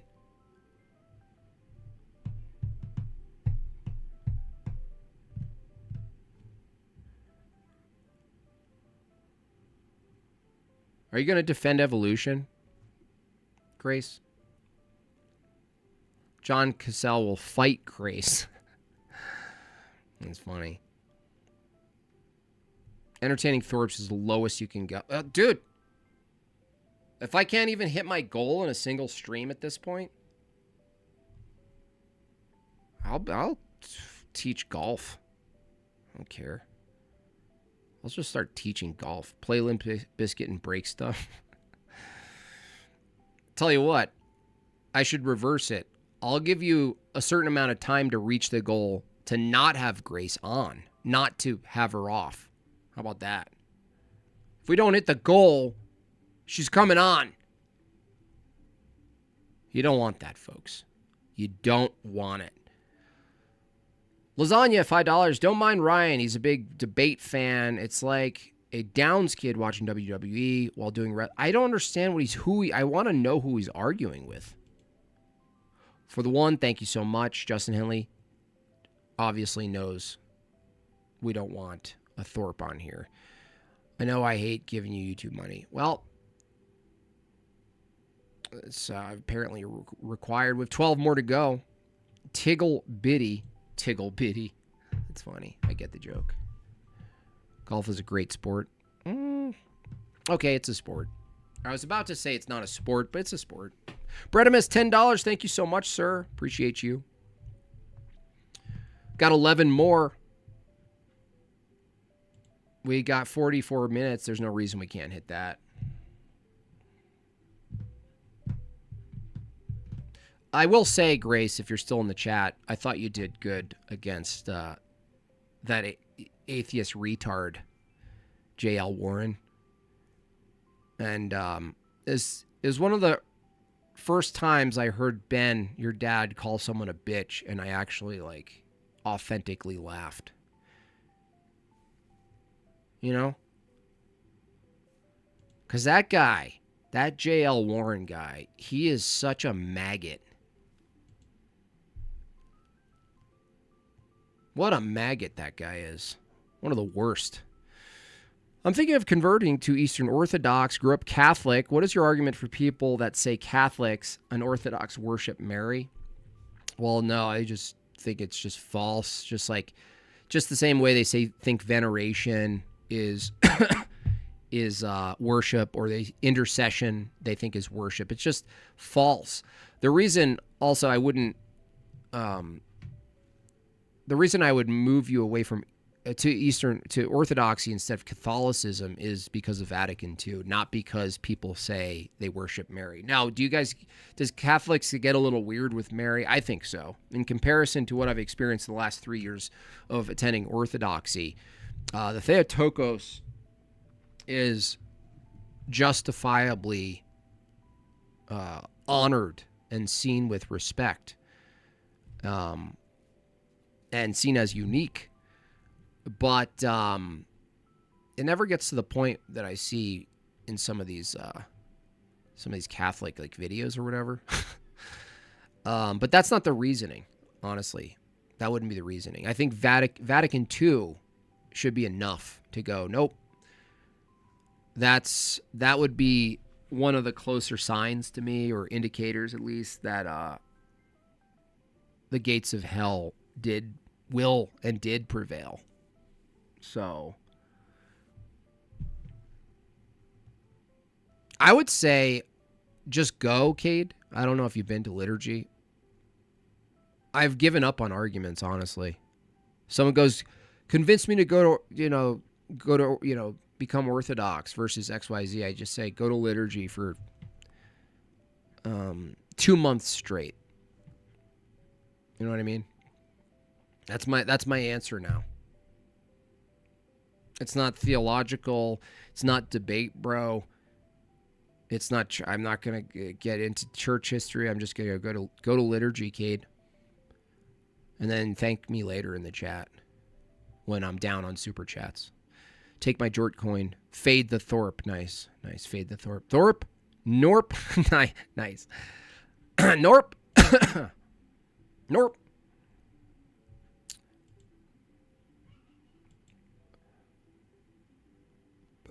I've been praying Jim Bob can figure out evolution as a scientific theory. Dude, I already wrecked you.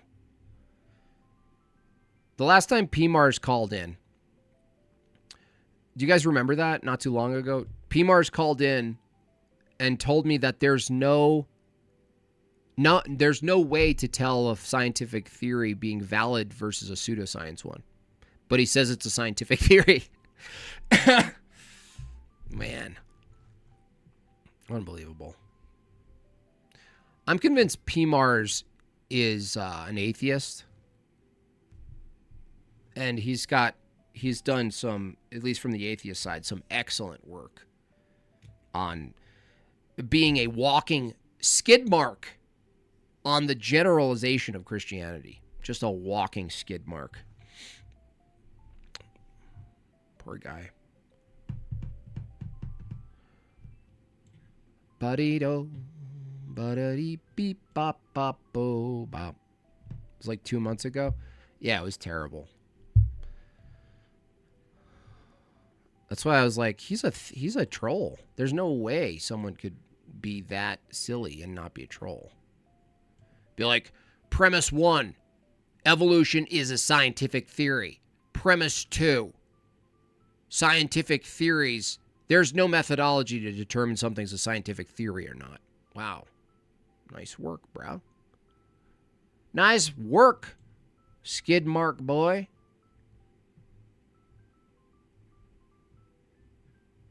Good job, skid mark. Bro is jealous. No, you got completely wrecked, dude. Did you just hear what I said? I wish I could find it. I would play it. I would actually play it for you. Maybe there's a clip of it, in fact. Let me look. Maybe my clip guy made it. Let's check it out. Let's take a look. PMars, just the worst, dude. You're definitely some of the worst on there. Some of the worst available online. Justin says, I will devil's advocate Christian evolution instead of you having a Thorpe on. Nice. Nice. Well, you would, considering your background, Justin, you would. I will explain how you are wrong. You can't. You conceded in our conversation that there's no methodology to determine whether or not something's a valid scientific theory or not. That's what you said, you dummy. You big dumb head. Silly butt. Skid mark. Come on, skid mark. Let me see. Let me see if it got clipped. Jim Bob logic. Yeah, you don't have any arguments, dude. You're at the level where you just spurg like a 10th grade girl in a lunchroom. You're all, loser. You're all, where is it? Did he clip it? It's a scientific when was this? Where is this? Please be here. Women, debate this man, gay man, debates Andrew. This guy, Duck loses his shit.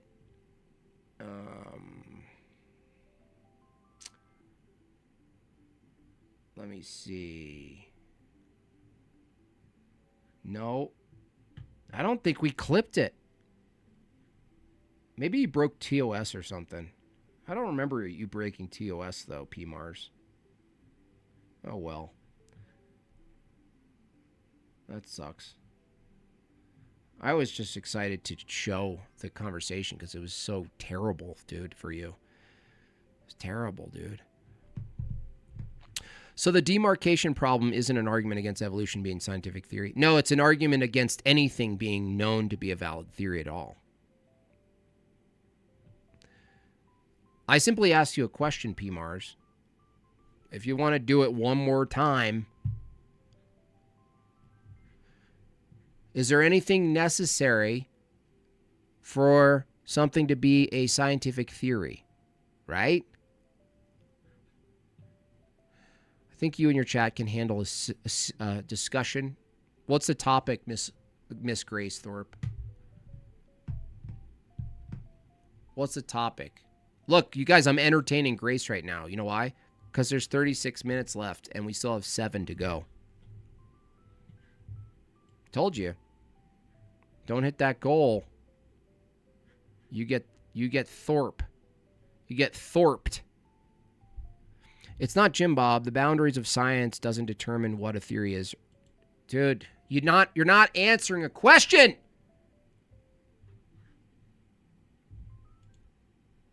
P-Mars, answer a direct question. I thought you were a descendant of Darth Dawkins, the guy who gets really mad when people don't answer direct questions. Is there anything required for something to be called a scientific theory? Dickhead. Donnie Gill really doesn't want Thorpe on. There's $20. Jeff Klein absolutely doesn't want a Thorpe on. I have no grace for grace. Ooh, it's rough out there in the streets. Oof. How quickly they pay away your existence. I mean, goodness, I almost feel bad. The evolutionary view of an ever-changing, quote, thing through time reminds me of the hyper-liberal view of an ever-changing standard of being. Yes, it's all connected, Kakashi. So it's basically nominalism. Or, that leads to postmodernism. The postmodernists. Dan Goldstein, yield, don't thwart me. 2 more to go. I'm sorry, misunderstood. Such an intellectual coward? Not really. I respect my audience, right? I'm an entertainer. If my audience says I'm not going to be entertained by Grace Thorpe, I'm going to listen to them. It's not an intellectual cowardice. Well, I mean, what do you got? What do you got to offer us? By the way, Grace, I think I heard you say the other day on Breakfast Tacos that you said God isn't a being. You heretical witch. You should light yourself on fire in public. We are afraid of having a conversation. No, we're not afraid of you. That's like saying, do you want to go to watch the Knicks? And everyone's like, no. I would actually pay to stay home and drink a martini. And Grace pops in. She's all, are you afraid of watching the Knicks?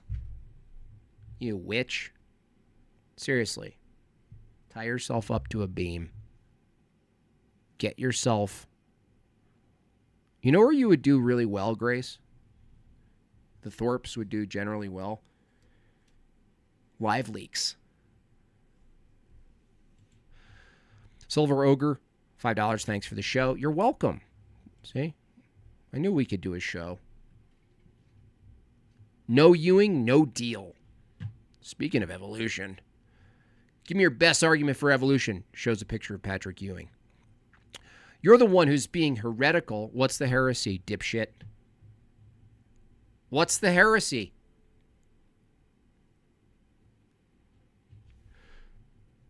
Back your claims, bitch! And PMAR says, scientific theory requires empirical evidence, testifiable and falsifiable, consistent with existing knowledge, explanatory, predictive power. Yeah, cool. Is that otherwise called the scientific method? Yes. Cool. So necessarily, if you said evolution was a scientific theory, it would actually have to go through the scientific method, right, P-Mars? Yes? You male Thorpe.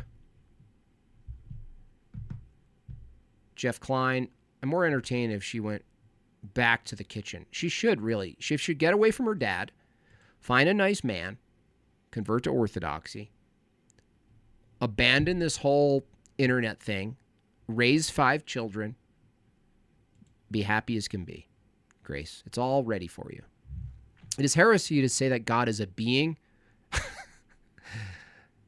I'm sorry. Really? What is the heresy? What are you talking about? What's the heresy? To say God is a being would be denying his nature fundamentally. What? Excuse me? How's that? Excuse me? Must be too busy entertaining people to read it. Yeah, that's actually true. I am.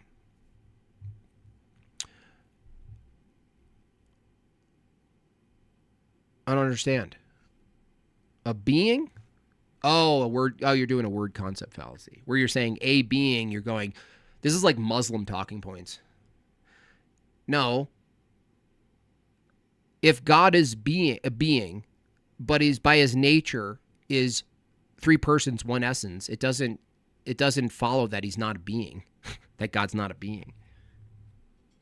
So God is the necessary grounding for all ontology, all being, in the being of God, in the triune nature of God, right? But he's not being? Tell me. Bring me on and I'll explain how God is not a being, is heretical. No. You don't even know what you're talking about. You're trying to make a semantic argument by saying a being means singular. Is that what you're doing? You're going, a being. Okay, Owen Benjamin. PMAR says he's not a being, too. Yeah, God's not a being. Okay.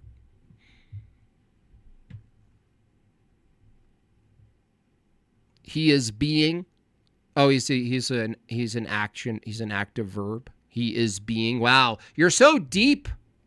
Did you see that? She removed the a, and now God is being. I'm sorry. Is Jesus Christ a person?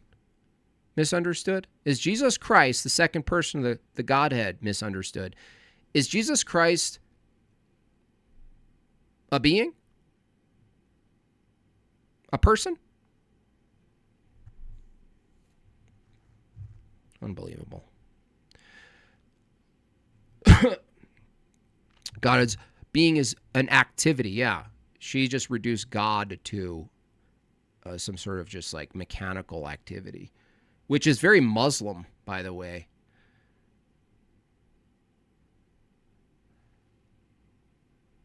His nature is just activity. It's just the most active God ever. Just, I'm being! I'm being! Oh, man, it's so stupid. It's just so bad. It's just a bad person. If God is a being, he wouldn't be uncreated. That doesn't follow. No, that's just assuming. That's just assuming he's like being means a creature or something. A being. That's like saying, like, if God was a father, he'd be uncreated if he was a father, because a father is a created thing. A father, right? You're a biological father. You fucking retards. I hate all of you. Yeah, but it's the father. God the Father is not a father, because otherwise he'd be creature, because fathers are creatures. You punch yourself in the face. Both hands. Just repetitively. Punch. You have no grasp of basic theology? Okay, I'm gonna take that from Grace Thorpe. Okay, lady. God's in action. Grace says God's in action, then says you have no basic concept of theology. Okay. Great. Hey, Grace, can I ask you something? Do Muslims worship the same God? The same being?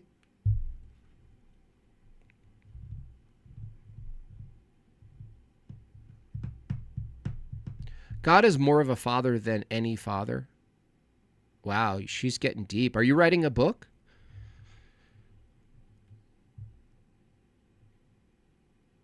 Are you writing a book, Grace?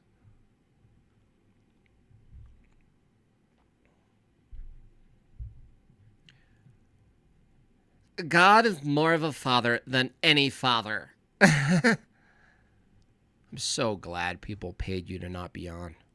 What? This is why I trust my audience. They know. Sometimes they know better than me. Where I'm on the verge of like, well, could be a shit show. You know what I mean? I could bring on a skid mark or two. I get atheists on, right? I could have a Thorpe on. She's writing Vatican III right now. It's very deep. I mean, I feel like she could write in one of those like unnecessarily thick leather-bound journals. You know what I mean? She's like, day one. God is way much of a bigger daddy than my daddy. She just discovered apophatic theology. Jim's chat protects him from conversations. So wait, do you just talk like your dad, or is that actually Ben Thorpe? Could be worth a clip to have her on. Well, the people spoke, okay? I believe in internet democracy. You suck at debate, but you do have a cool hat. Yeah. Okay, P. Mars. Okay, P. Mars. I mean, P. Mars, this is evolution, so you're more than willing to take us through the scientific method, how evolution takes us through the scientific method if you want, but...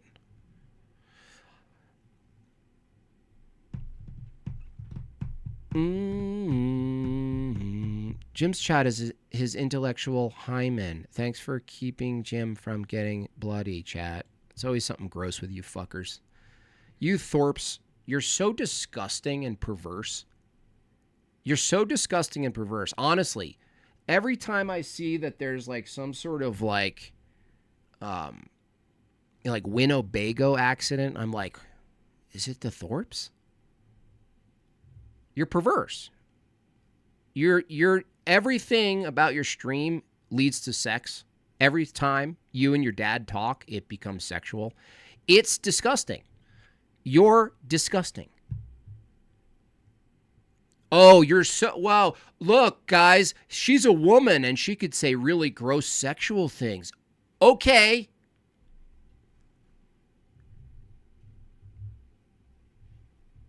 Okay, Amy Schumer. Amy Schumer of the Catholic online world. Wow, you're so edgy. You're so edgy. Grace Thorpe could say gross things. Whoa. Yeah, goblin. Just a goblin. Your chat paid to protect you from a 22-year-old girl. What? Protect me from what? No, they're protecting them. They're protecting their eyes and their ears. They paid to protect themselves. You disgust me.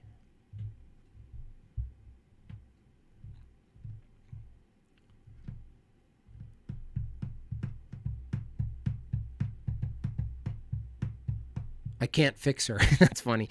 That's actually a good shirt right there. I can't fix her. P. Mars says, I like Ben and Grace. Yeah, I'm not surprised by that. Because you're also disgusting.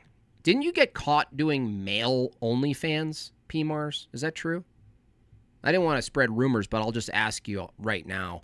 Is it true that you were caught looking or participating in gay OnlyFans or something? Some weird webcamming or something you did? Is that true? Is that true? I don't know. I don't know about that, P. Mars. Grace is in the Discord.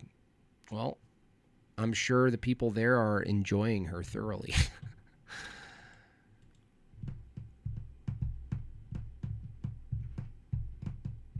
You and your chat are protecting yourselves from a conversation. Great job, folks.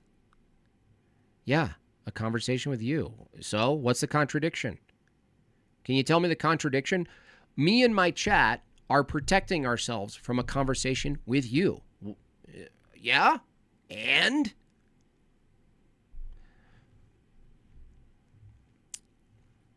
And? It's a half-truth. I didn't do anything gay, but people got a dick pic for some revenge porn. Oh, okay. So wait, you were... Okay. Fair enough. I could see how some things... I'm not going to create rumors. Because someone was like, oh, he was caught on an actual gay site doing stuff or whatever.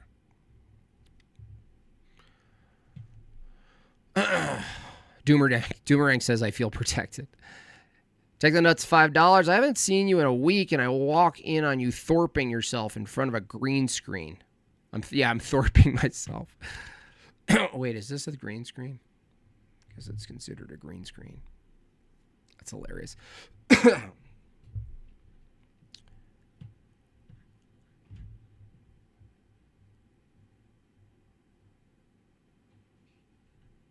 I agree. I just sit there rambling about how you're the victims of people who like to talk to you. What are you talking about? We're not victims. Like, if I protect myself from a goblin outside of my house and my chat helps me, how are we victims? Isn't that the opposite of being a victim? Like, if I have a concealed carry and someone attempts to do something to me and I defend myself, how am I the victim? What are you talking about? It just proves how you guys act when you don't get your way, proves to everybody who has the same opinion about you that they're right. You know what I mean? You guys are you're gross. You're gross. You're gross people. You're not trying to help yourself at all. You don't go to church. You just are like, I want something. Maybe I could. It's just gross. Stop. Quit. Do something else. Go teach or something. Grace, go. You're 22. There's still time for you. You could quit. You can make something. You don't have to be a feminist. You don't have to be a feminist. Sitting here rambling about how he's right to be afraid of a girl. I'm not afraid of you. Debate Planet Peterson. I already debated him. I've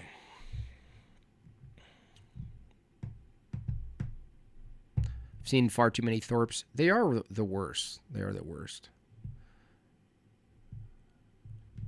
They're Catholic, so not going to church for them is good for them. It's rough to watch them, though.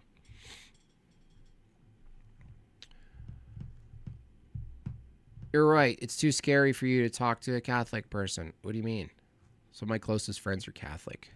You dumb bitch. You skank. Johnny Cakes says, Jim Bob got wrecked by Planet Peterson. Go see the video. That's funny, Johnny Cakes. We just watched some of the video. And please tell me how and when. Can you give me the example, Johnny Cakes, of when I got wrecked instead of just the headline? I bet you can't write the article. You only got headlines. I was actually surprised it went that well for me. You know, because he seemed maybe smarter than your average regurgitator. But I had no idea Peterson would take the position that you don't need an experiment to determine what causes scurvy. That's what he said. You don't need an experiment to determine whether X is causing Y or B is causing Y. That's what he said in the debate, dude. How is that? How can you possibly say that's a win? That's insane. You and your chat are right to protect yourselves against your own stream prompts. Oh, you're going to defend evolution? That's what you're going to do? Planet Peterson said arguments are not evidence. He did say that. He also said you just look at the data. So the example was like 2 ships come in. One is filled with people who are sick with scurvy, what we call scurvy, and the other is not filled with those people. And you go, how do you determine what caused the sickness? He said, you don't need to do an experiment. You just look at the data, he said. You just look at data. The data is there's sick people and there's not sick people. That's the data. Arguments are not evidence. That's some precept BS. Is that an argument? Johnny Cakes? Great work, Johnny Cakes. Did you just make an argument and expect us to look at that statement as some type of evidence? You idiot. Do you know there's like 70 types of evidence, you moron? You dipshit. That's some precept stuff? No. That's a category of evidence. I'm following the prompt. Apparently, you are a victim of your own prompt. Wow. You just get dumber with every time your thumb moves, you get dumber.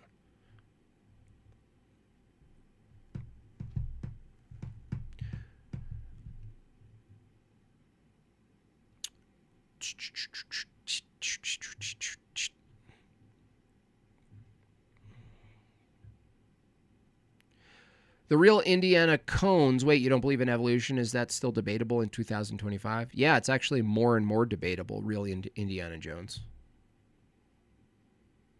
Actually, I can guarantee you, real Indiana cones, you couldn't possibly defend it. Not even close. You wouldn't even stand like 5 minutes against me. I would just eat you. Evo Colossus, even Evo Colossus, who's an Evo proponent, who's called in many times with some good faith exchanges with me, totally disagrees with me.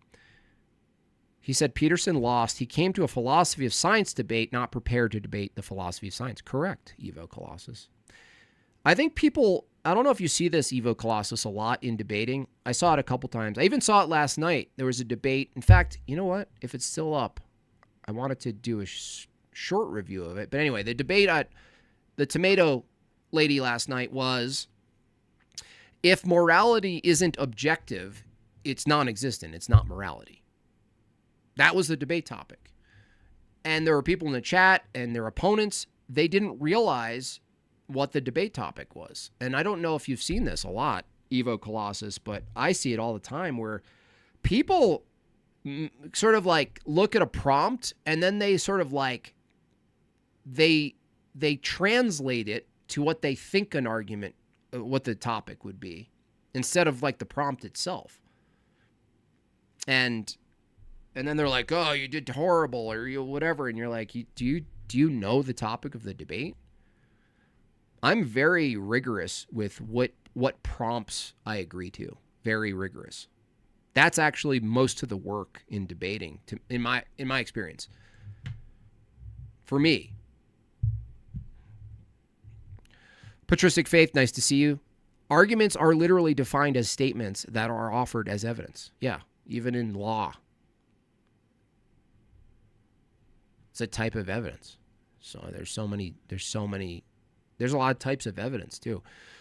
Until Wild $5. Jim Bob, do you have a nephew you can hook Grace up with?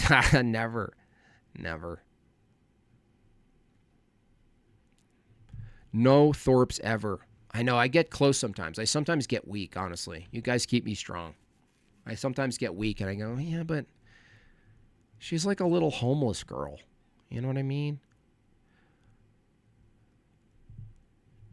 A little homeless girl. Like, she deserves to eat. People once didn't believe in germs and called that laughable. Well, some of that's still questionable, atheists, just so you know.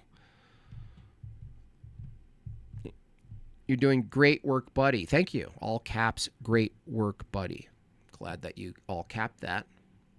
Thanks for avoiding the conversation with an intelligent, educated Catholic. Okay. Okay, Grace. Okay, Grace. Oh, poor Grace. Grace. Misunderstood. I want my money worth what we paid for him to not do it. Yeah, you guys are getting your money's worth. I mean, you see how she reacts. You made the right choice. We're right. She's wrong. Grace had a debate on MDBD. I saw that. Terrible debate. Did you see that, Duck? She took the position against an Orthodox. She took the position, what was it? Sex before marriage wasn't a sin. That was her position. Unbelievable.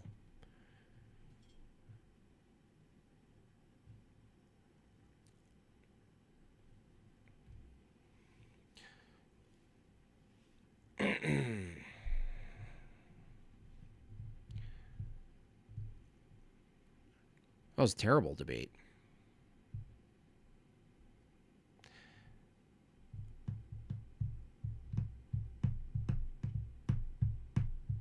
What's this guy doing? What's going on, Tony? Just surviving today, honestly, Tony. Just why I have this hat on.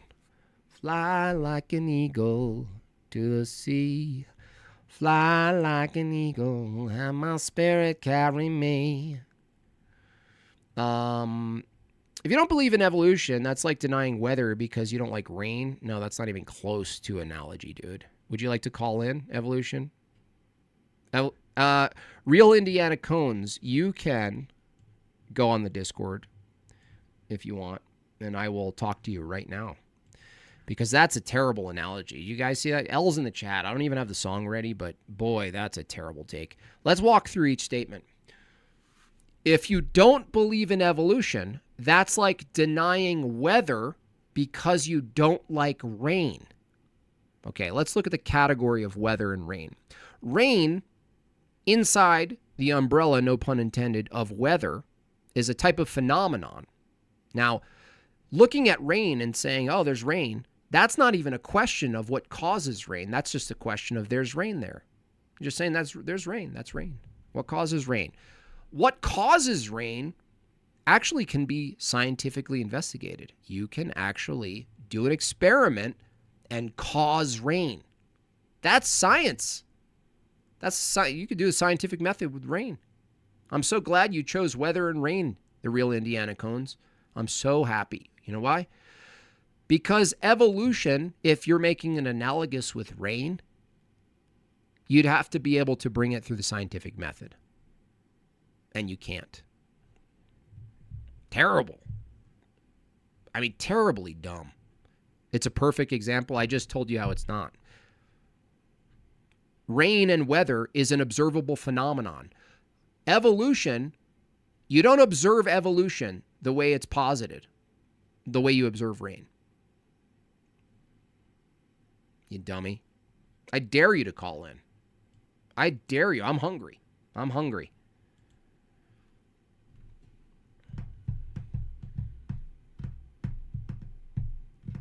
Intellectual cowardice is so sad. No, you're just taking it personal. Obviously, I let anybody call in. And if they're unbearable and insufferable like you guys are like walking scabs.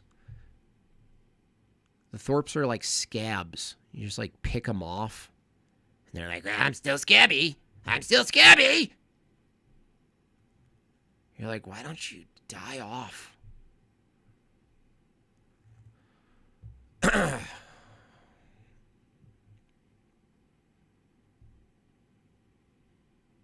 You guys are soul suckers. You're energy vampires. You're like succubuses. You're I don't even know. You're dementors. Where's the rain guy? Phenomenon. Yeah, it's a phenomenon. Rain is... Oh, I'm sorry. I'm sorry, real Indiana Cones. Is rain not a phenomenon now? Is rain not a phenomenon? What are you saying?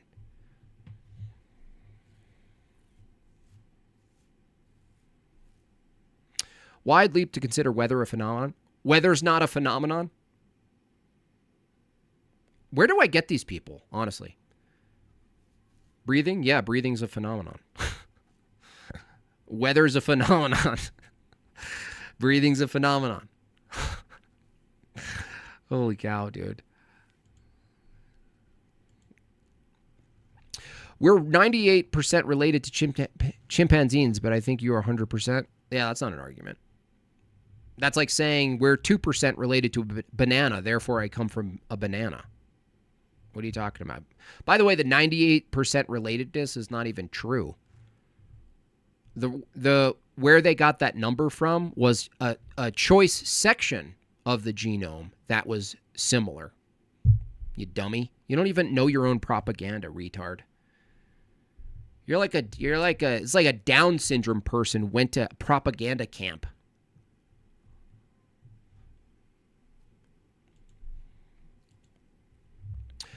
Atheist says, evolution is when two animals give birth to another animal's, what? With a different amount of chromosomes. What? No, that's the same animal.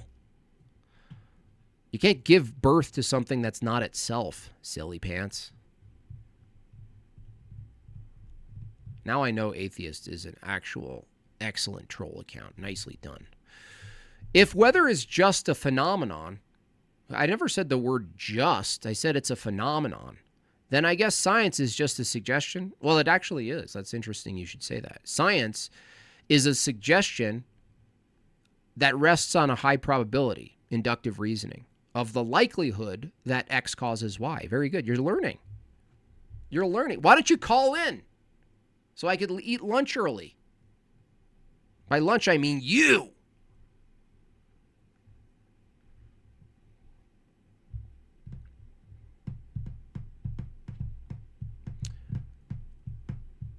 Jim, your chat is speaking. Have the convo. Yeah, I want to have the convo with real Indiana Cones.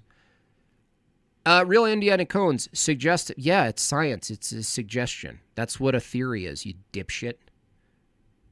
A theory is literally a suggestion about what causes the phenomenon until something comes along and alters or disproves or falsifies the suggestion, you idiot. That's like, it's almost synonymous. Dummy. Where's the link? It's there somewhere. Yeah.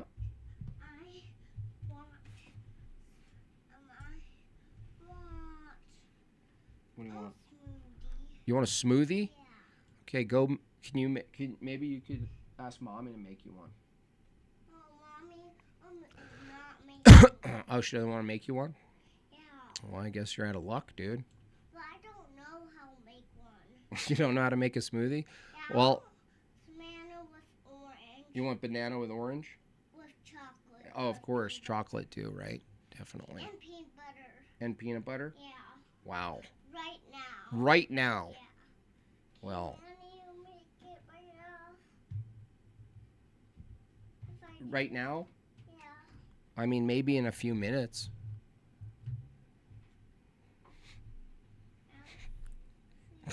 Lil Bob. He's wrong. You're right. No, I'm not wrong.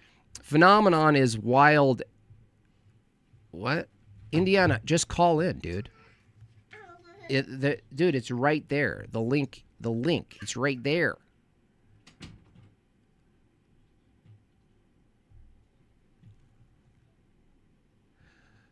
You debated Manar. Not really, but I've talked to him, Charlie Derp. He's wild. He's wild. Yeah. Yeah. No, but unfortunately, Charlie, it not being Manar is not a good enough reason to have a Thorpe on.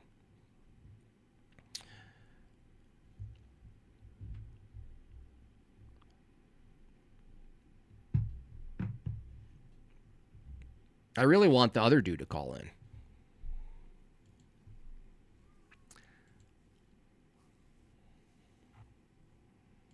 He wants the smoothie, I know. I know. Menar's terrible. I mean, I think he actually needs some type of help.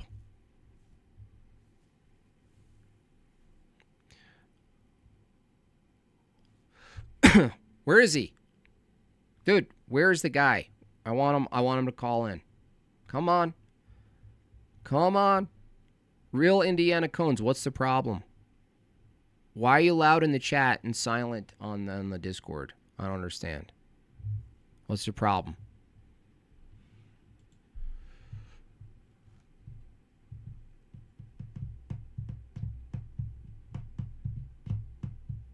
Seems your weather phenomenon has gotten under your skin. What are you talking about? I'm sorry, before we understood what lightning is it not considered a phenomenon? I don't understand. Do you want a definition of the word phenomenon, or do you want to read what science is? Let's look at it.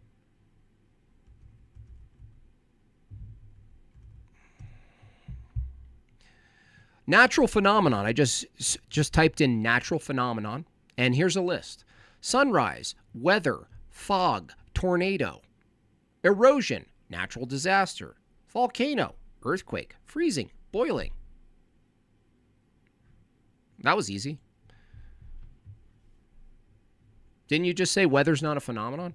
Natural phenomenon. Sunrise, weather, fog, tornado, erosion, natural disasters, volcano, boiling, freezing, earthquake. Where do I get these people, you guys? Where are they coming from? Here's $2 for the insane talking ape. Thank you. For some smoothie fun? Thank you. Yeah, let's get a smoothie fun for Lil Bob, shall we?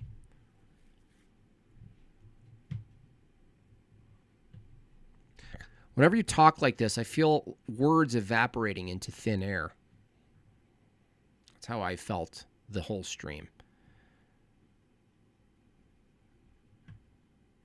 It's 2025, mate. Yeah. You know what's cool about 2025? We have the ability technologically for you to call in right now. Now, I know you're not an honest person because I just literally disproved your statement that weather is not a phenomenon. Okay? A natural phenomenon is an observable event which is not man-made. Examples include sunrise, weather, fog, thunder, tornadoes, biological processes, decomposition, germination, physical processes, wave propagation, tidal flow, natural disaster. You're an idiot. Smoothie fund. Thank you so much for the smoothie fund. Smoothie fund. Yeah, let's get this. I'm on smoothies this whole, 14 days? Oh! Oh my gosh. Are you kidding me?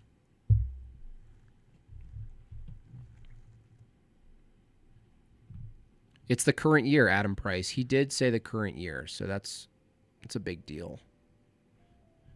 Get that man some chocolate. You see how he kept listing things? Peanut butter, banana, orange, chocolate.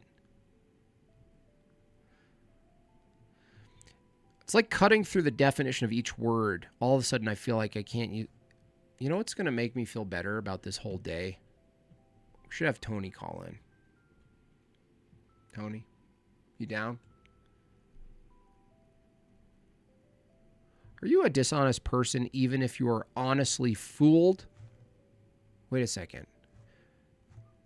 Wait, are you asking if someone's fooled, are they dishonest? No. No. It's a good question, PH Joy. No. However, if you know you've been like refuted and then you double down, or let's replace knowledge with sin. If you know it and you do it, it's wicked. Retro Ricer Gaming, $5. Don't thank me for the super chat as I've evolved over billions of years to send it. That's correct. You guys evolved to send it. Intel Wall, $5. Can we get a tequila shot fun for the big boys here? I actually don't take shots of tequila, Intel Wild. I've discovered sippable high-end tequila, thanks to my brother and some other people. I don't actually drink it because I don't actually enjoy it. But if I were to drink it, it would be a sippable tequila.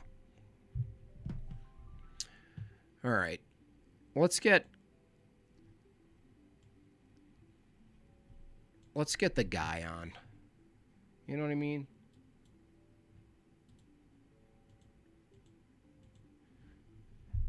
Tony was in a foul mood yesterday, I think.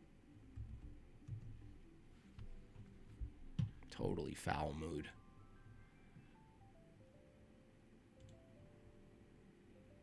Just pissed. Just angry. I gotta turn this on.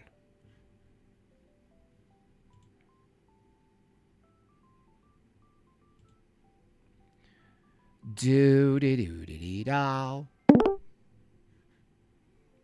You could tell.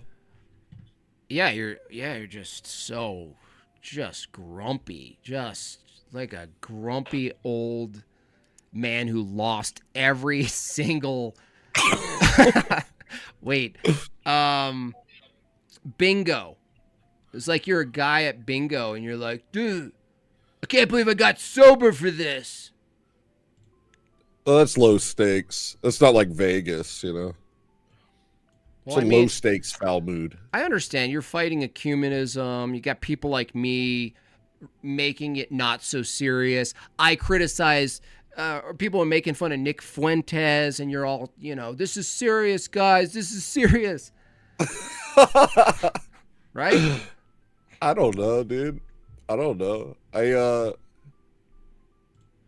I just couldn't talk until I talked about Go Arch yesterday, and it was like messing me up. Also, I streamed so much last week. I think I just took something out of me. It does take something out of you, but unlike Ortho Thugs, if you're not following Ortho Thugs, go follow. This week, we're already at episode 6. Just like that. It's almost over. It's almost over. Yeah, it's almost over. We never know if it's going to be over. Yeah. Yeah. Well, because anything could happen, right? Yeah. That's kind of true for all of these things. Like, maybe we could do it forever. Maybe we could be with you all for the rest of your lives. Yeah. Congrats to Tony on his new album. What's the new album called again? You don't even know. 12 Normal Songs. Nice. Where can we find that new album? Colossal Squid Records. Colossal Squid Records. Nice, dude. Sorry, Nailed it. say it again. I think you did fine. Colossal Squid Records at Bandcamps. What are you, Bugs Bunny? Colossal Squid Records at Bandcamp. So I was saying, like, you do this thing where you're like, okay, you don't know the definition of that word. And then it's like the actual definition of meaning is the definition of or phenomenon or thing, and it starts breaking down. And after a while, I'm like, I don't know if I'm allowed to use English anymore because I actually don't know what any word means anymore. Wait, you get more confused when you get more rigorous with language? That doesn't even make sense. Well, I can't like keep that in my head. It's like I just use words, you know. That's like when you bring your car to get fixed and the mechanic's all like, "No, that's the flux capacitor," and you're like, "I can't." Yeah, that does happen to me every time. That does happen to me. Well, I feel like I've used up all the space. I don't think I have any more space. Okay, did you ever believe in evolution? Maybe. I don't know if I was ever too serious about it. Just try to present it to me like you pretend you do believe in it. Just give us like I'm like your friend, and you're like doing almost an intervention with me. You're like, dude. All right, yeah. Dude. Hey, you got to stop being a Christian. It's very stupid. Because, oh, really? Yeah, because what happened was a big bang, and everyone... What's that? Oh, I'm open to it. What is that? So it's like there wasn't anything, and then this big bang happened for no reason. And after that, a bunch of, I guess, like matter, undefined matter started shooting all over the place. Okay. And then it started becoming alive. Wait, so you're Mormon? No, I'm an evolutionist. Oh, okay. Oh, you're an evolutionist. Oh, so like, Yeah. Okay, oh, so, okay, cool. So we're starting from the beginning. There was nothing, and at a singular point, everything, which we don't even know what everything is, expanded from a single point outward. Well, see that, where you're like, and we don't know what everything is. That just what do you mean by that? What do you I mean, do you when you say the universe is expanding, is it a singular object? It started as a single point and then expanded. Yeah, but I'm talking about the universe, the thing you're calling expanding. Is that an item, a singular item? Yeah, it's an item with infinite potential. Wow. So do items necessarily exist in a space? What? See, An item. Is a rock an item? Do items necessarily exist within a space? Is a rock an item? Yeah, rock's an item. To say a rock's an item, do you need space that's not the rock?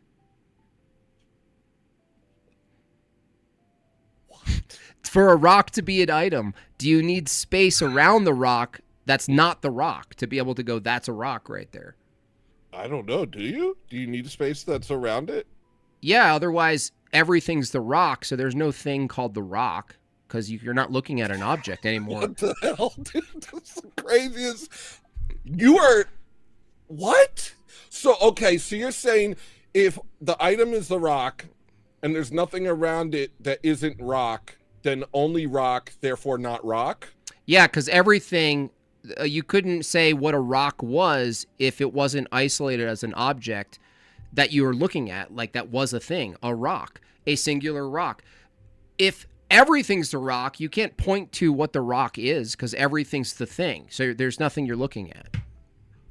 So that's why I asked for you to believe in the Big Bang and to say that everything, the universe is everything, expanded from a singular point. When I asked you, well, what's expanding, right? Is it everything? Yeah. But if everything's expanding, how could it be expanding into itself? Well, it's expanding into nothingness. Nothingness would have to be something to expand into it. That seems like a bold claim. Why is that true? There'd have to be space to expand into. That would be something, not nothing. Space. Wait, so space can't be nothing? It has to be something. How could space is nothing? Give me an example of one thing that you would observe expanding that doesn't have space to expand into. One example. The universe when it expanded. No, not the universe. That's not the universe. That's the thing in question. You question begging atheist fool. This sucks that it's hard. What a loser you are. This is the worst. Hold on, I got you.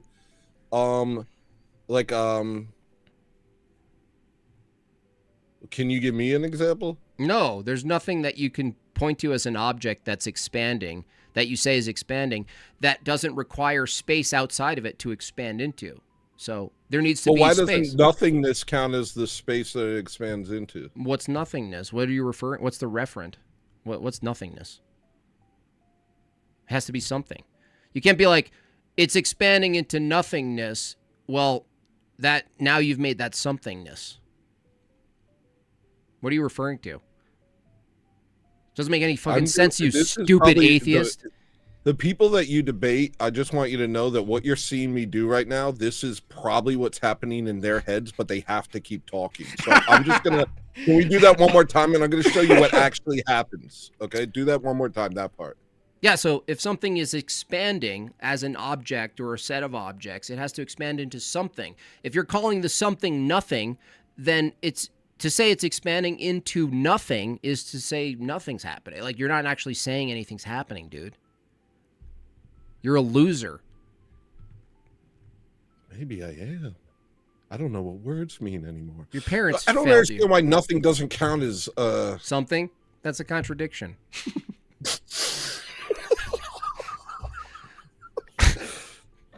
Bro, you're a freaking warlock. Dude, you're an actual warlock. That's actually what's funny. That's actually what they say. They're like, why can't something just count as nothing? Or reverse that. Why can't nothing just count as something? Yeah, that's what I was trying to do. But that's like, you're not even doing a parody, though. That's like, that's it. That's what they do. Yeah. Well, because what other option is there? There's no other option. Well, wait, oh, hold on.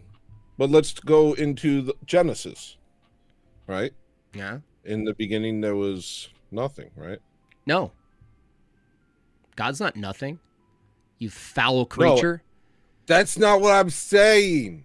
I'm saying in the beginning, there was nothing, and God said, let there be light. In the beginning was the word, not nothing, you heretical retard. Here, let's go into Genesis. Hold on. In the beginning, God created the heaven. Wait, that's NIV. Hold on. I'm going to get you, man. You're freaking. What are dumb. you reading? Lawrence Krauss or something? In bed with your little. I don't know what that is. Yeah, I don't know what that exactly. is. Whatever. He's your dad. Shut He's up. your dad. Shut up. Would you get Sam Harris to sign your underwear? I don't know who that is. In the Yeah, beginning, God created the heavens and the earth. Yeah, Let's start now, there. the earth was formless and empty. Darkness was over the surface of the deep, and the spirit of.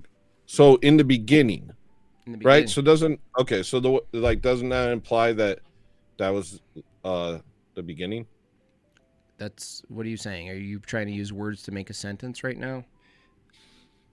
See, it is why I can't do this with you, man. It's very confusing to me. Yeah, that says that states that God, being eternally uncreated, always existed, right? And that creation was a distinct moment, and that God exists and his ontology is distinct from creation.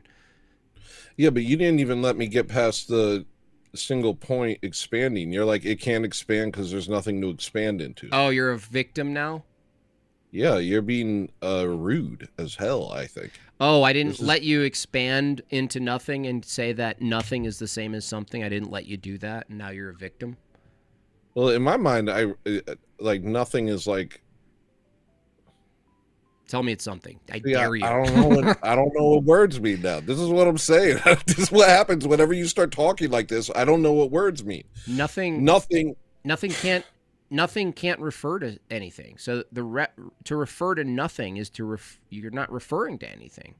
So you can't have a positive existence, a positive ontology of nothing, or else it's a contradiction. So nothing can't be a vast expanse of nothingness. There can't be such a thing as nothingness. It would be a privation of something. But the moment you say nothing, you're talking about an absence of something. But what is that?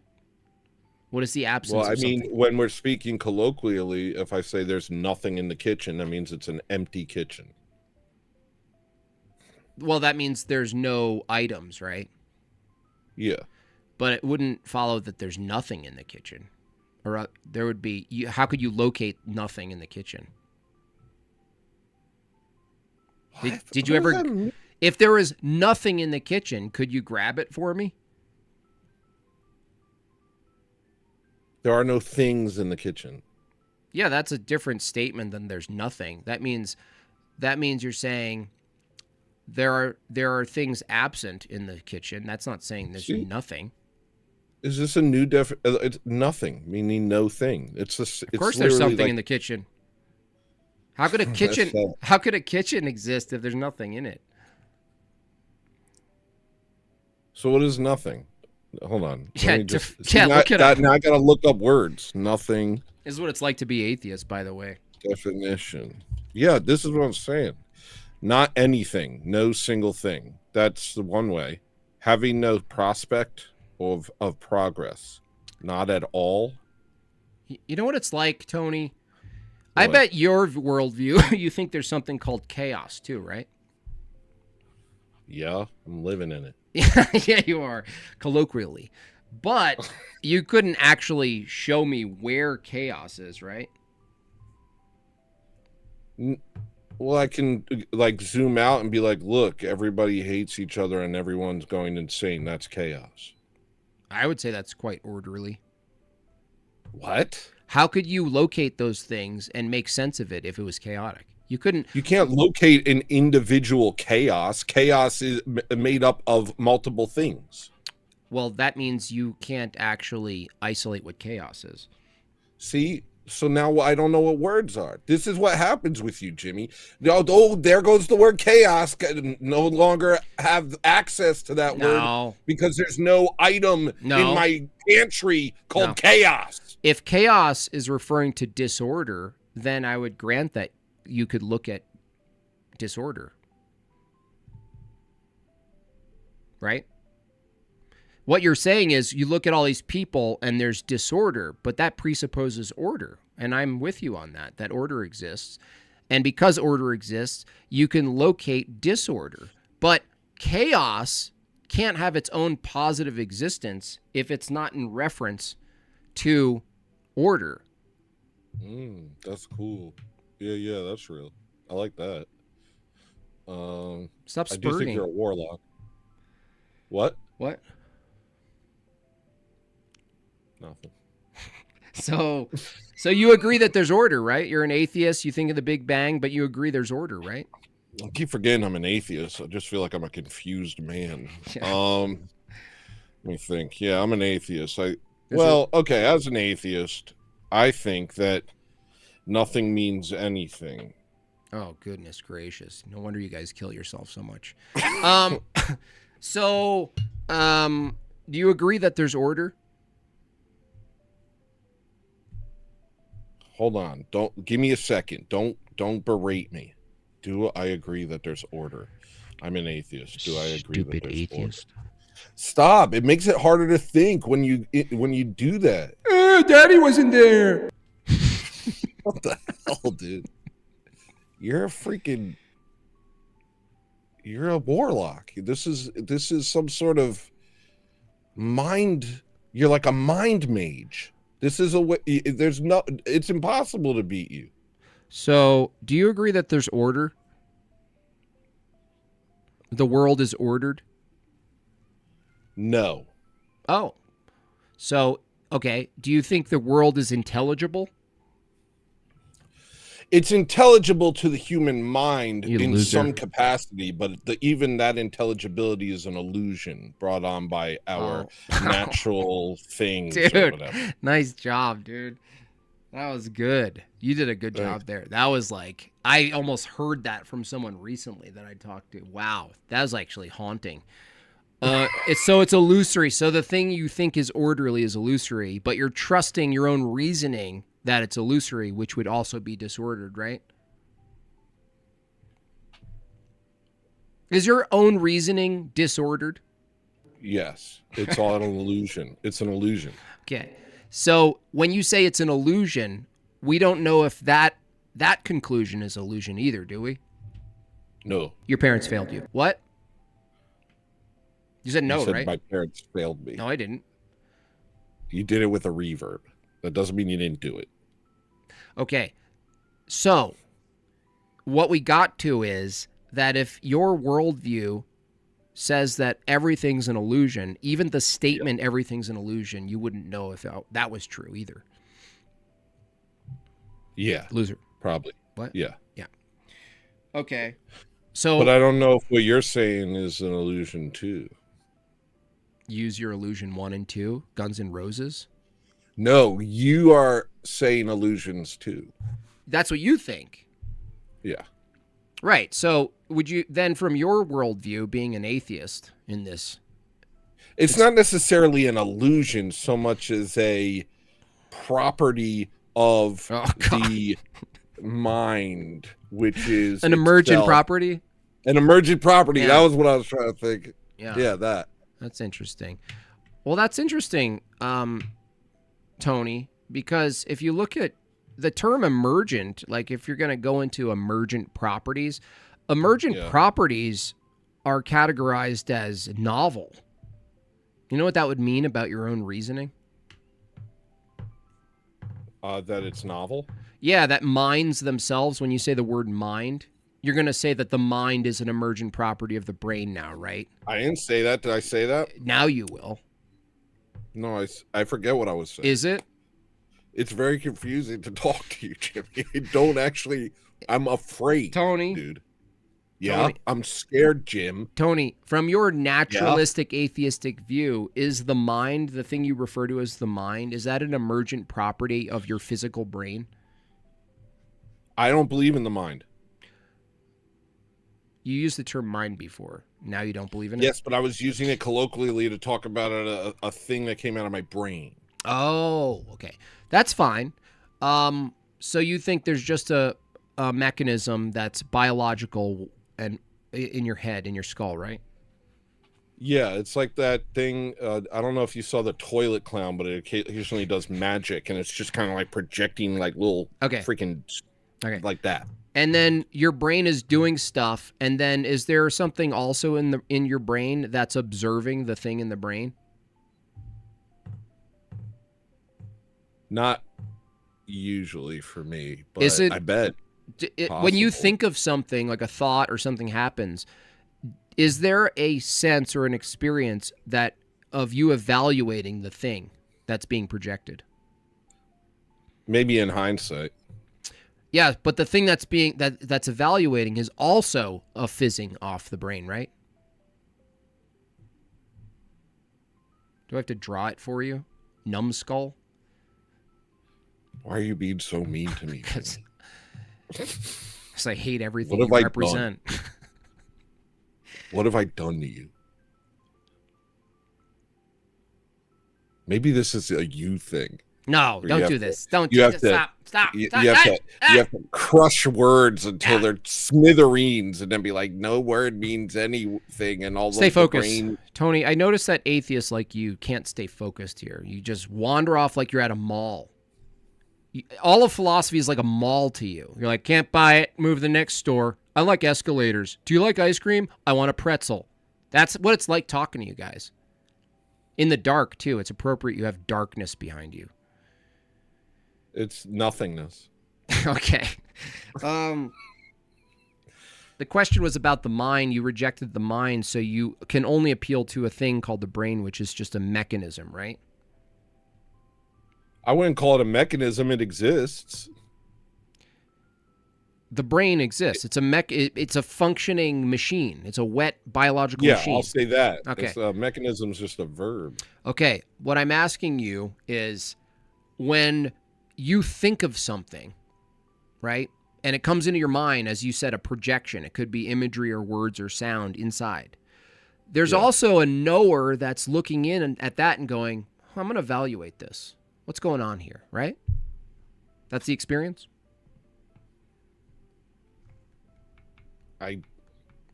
It's like pulling teeth. It's just, honestly, you guys are the worst.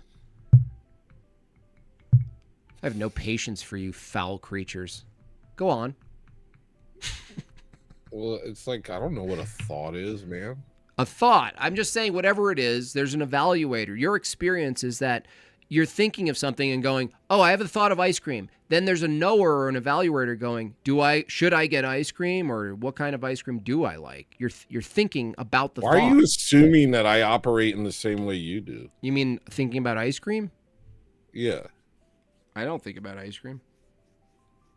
Well, I don't think about ice cream. Fine. Idiot. Do you have a thought? When's the last time you thought anything? It's a fair question to an atheist.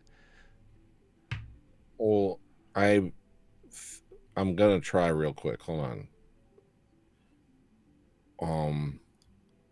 I hate my dad.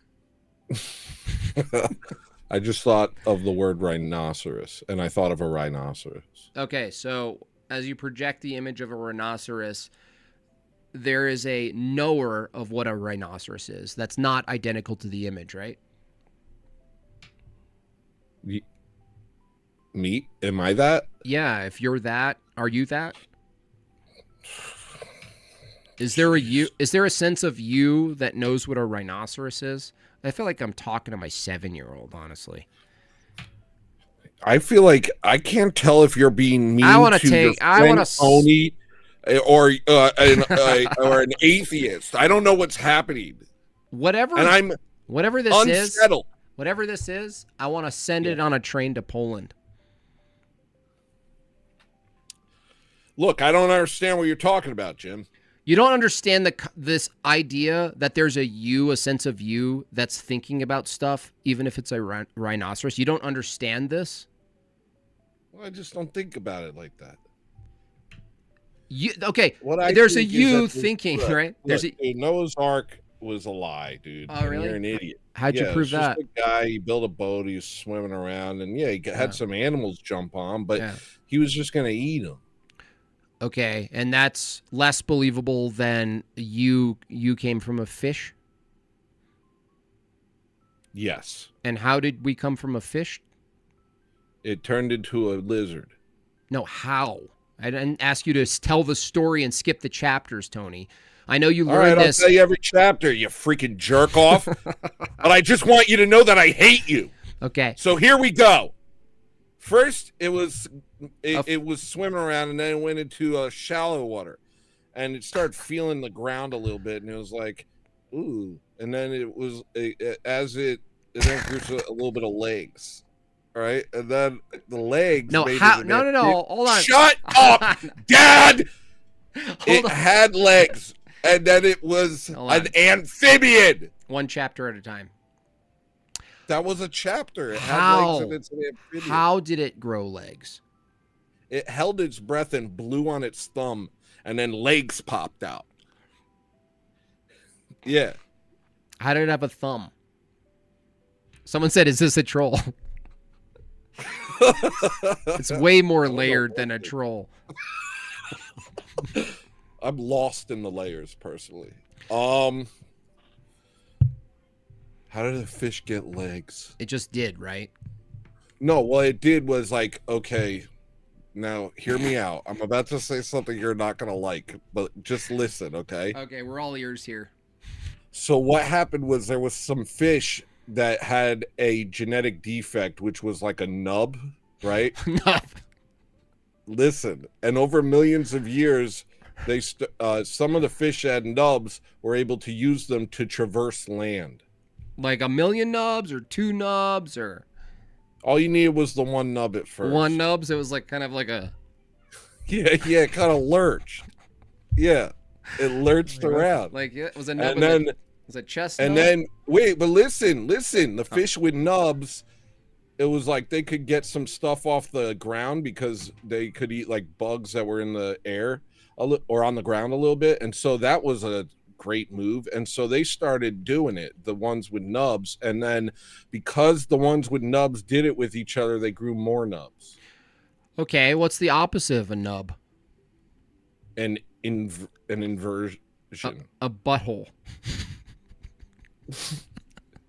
From your mouth to my ears. So let's talk about, like, I don't know, the intestinal tract, and that had to proceed. Wait, stop changing the subject. I made the first chapter and I nailed it. No, you didn't. You just said nubs flubbed around. No, and they I told a whole story about nubs. You did tell a story.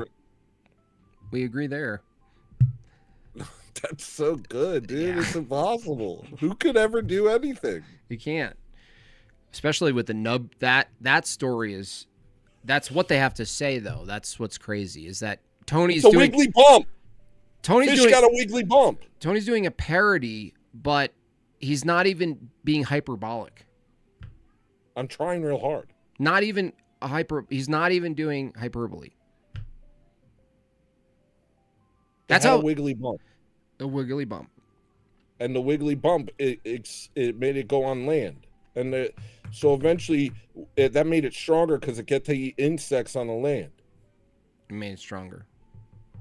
It got to eat insects on the land. So then it mated more because it was so strong, and then more and more wiggly bumps. And then they started selecting for wiggly bumps. That's awesome. Mating, requires a different kind of bump, right? Yeah, probably. That developed? Same way? Nub? A nub? Well, what was before that? Yeah, you have to tell me that, because if there was a fish-like thing that like a single-cell organism, it extended its cell, and then it penetrated another cell, and then that became the first nub. Oh, because it was like an amoeba. Penetrated another nub. Penetrated another cell with a nub. It because it was an amoeba, it went like this. And then it penetrated another cell. Is that grape? That was the first sex. Is that grape? What? Is that grape? We don't put labels on how cells get through their day. Okay, so aren't we cells? We are a bunch of cells. So why do you judge a bunch of cells then? Why do you judge how we make it through the day then, but not the single cell? Changing the subject. Well, it's relevant. No, because I was trying to tell the story and you keep changing the subject and Okay. trying to mix my mind. Okay, so we went from single cell being able to multiply without sex, and then you're saying a penis and a vagina developed for no good reason. Well, because the cell, by way of becoming phallic, was able. It was like that evolved into more and more phallic cells. Why did the opposite of the phallic develop? Because it went into it. No, so the first phallic made a dimple by force, a vagina. The beginning of a vagina was like kicking a car, like a dent in a car hood, because it went into it. Oh my gosh. Even that's not like parody. Even that's not. Rizzy says, damn, I'm starting to believe in evolution. What I'm saying is it was penis first, dude. Okay, so patriarchy. Amoeba turned into penis, penis turned into fish. Well, that goes against the thing that, you know, when we're born, the penis comes from That's crazy. You can't make that move, because that would be like, oh, because a fetus looks similar to like a shrimp, that means shrimp and fetus are same. Who cares how it happens with humans? It got more complex over time. Oh, it just got more complex for no reason. How about added complexity through over millions of years for no reason and with no purpose. No purpose, yeah. Let's talk about purpose. Does a heart serve a purpose to the body? Yeah. And did the body develop the purposeful heart? Evolution produced the heart? Wait, you never disproved the fact that cells turned into penises and no, I granted that a phallic-like cell put a dent in another cell and made a vagina. I just granted that. So if you say a heart developed through evolution, there was a time where the thing that developed a heart didn't have. Why are you skipping a heart? You gave me fish. We already went all the way to fish, and you're just acting like nothing happened, dude. Can we stay focused here? Yeah, I'm trying. Can you? Listen, I'm gonna. What? Listen. Look, I'm trying to talk about hearts. You won on fish, and now I'm moving to hearts. Yeah, I am, because I want to know, from your evolutionary, atheistic, naturalistic view, if you believe that a heart has purpose to the body, but also developed through evolution, then you'd have to concede that there was a body that didn't have a heart. Why would I concede something? A population of an organism that had to evolve a heart had to exist without a heart. No, it could have been heart first. Oh, the heart grew a body around it? Yeah, dude. There we go. So blood. Let's talk about this. It's just shooting blood everywhere. You just need blood. Is there skin or just blood? Just blood. Just step into the blood. Step into the blood. I like this. I think this is a better. I think this is a better route for evolution. Well, it makes sense, because cell turned into a penis. Penis turned into a blood. A heart. And then there was blood. There will be blood. There will be blood, right. So there was a heart first, and then what about the brain? Is that after the heart or before the heart? Well, it depends, because sometimes it becomes a brain. The heart becomes a brain? Well, because, okay, well, what's after a single-cell organism? Blood. I don't know. You tell me. You're the evolution proponent. I'm going to say a multi-cell organism, a simple multi-cell organism. Well, no, now you have to jump to that. Like, you can't just turn the page. You have to use evolution to produce that. Oh, because they clump together. They clump together. So it's they like do. Play-Doh. It's like gravity. It's like the planets. It's like the Play-Doh that your parents never got you. No, dude, they clump together because of centrifugal, not centrifugal, because of like law of attraction. The Secret? No, Oprah Winfrey. no, it's something about it's physical. It's some science. Friction? No. You know how like gravity? Not quite gravity. So we're getting close, though. It's like that. It's like how if you throw a bunch of balls in the water, they all group together. They do? I think they might. Okay. So they find each Wait, other. let me check. Hold on. I think that's If surface you- tension. I think things are attracted to each other. Oh, you're saying mass attracts mass? Is that what you're saying? Yeah, that thing. Yeah, okay. So you're saying mass attracts mass. Therefore, single cell can produce two-sex multicellular organisms because they Yeah, they're group together. simple, so they become like they grow in complexity. They combine and stuff. So the combination of cells produces a penis and a vagina from not a penis and bones and a heart and a liver and a brain and blood. Well, let's think about this. Okay, so we're talking cells, right? And they all combine because of the thing you said. And then that could probably get pretty big, right? And then you just got this giant mass of cells, and at a certain point, that's no longer advantageous. Okay, let me okay, let me just address something in the chat. The real Indiana Cones, who's a real proponent of evolution, says if natural phenomenon is real, like weather, if weather is real and observable, what makes evolution the exception? Well, I can go outside and look at the rain and go, that's a natural phenomenon, and you can't go outside and see an animal turn into another animal that wasn't a previous animal. You dipshit. Tony, you want to answer that question? Yeah, you son of a vile peasant. Who do you think you are? Someone should smash your lungs. You should debate evolution, Tony. You'd be good at it. I don't want to be this person. I want to smash your lungs. Lungs are another one. Think about that. Lungs. Wait, I just heard that the cells become this giant, massive goo. Yeah, I granted that too. Thank you. So we're almost there, dude. Okay, so goo gets together, grows bones, brain, blood, heart, sex, penis, vagina. Well, how do you think that part happened? What I think is irrelevant here. That sucks, dude. It is irrelevant, though. No, but like if you were in my shoes right now, how do you think goo becomes a peasant? Goo becomes a peasant. Well, if I was an evolution proponent, because we all have fluids. We're full of fluids. If I was an evolution proponent, I would have to say something similar to what you said. I'd have to say groups of cells bind together, and somehow develop appendages and mechanisms that do something for a future body. Well, because if you look at like tadpoles, they come in these big clumps of jelly.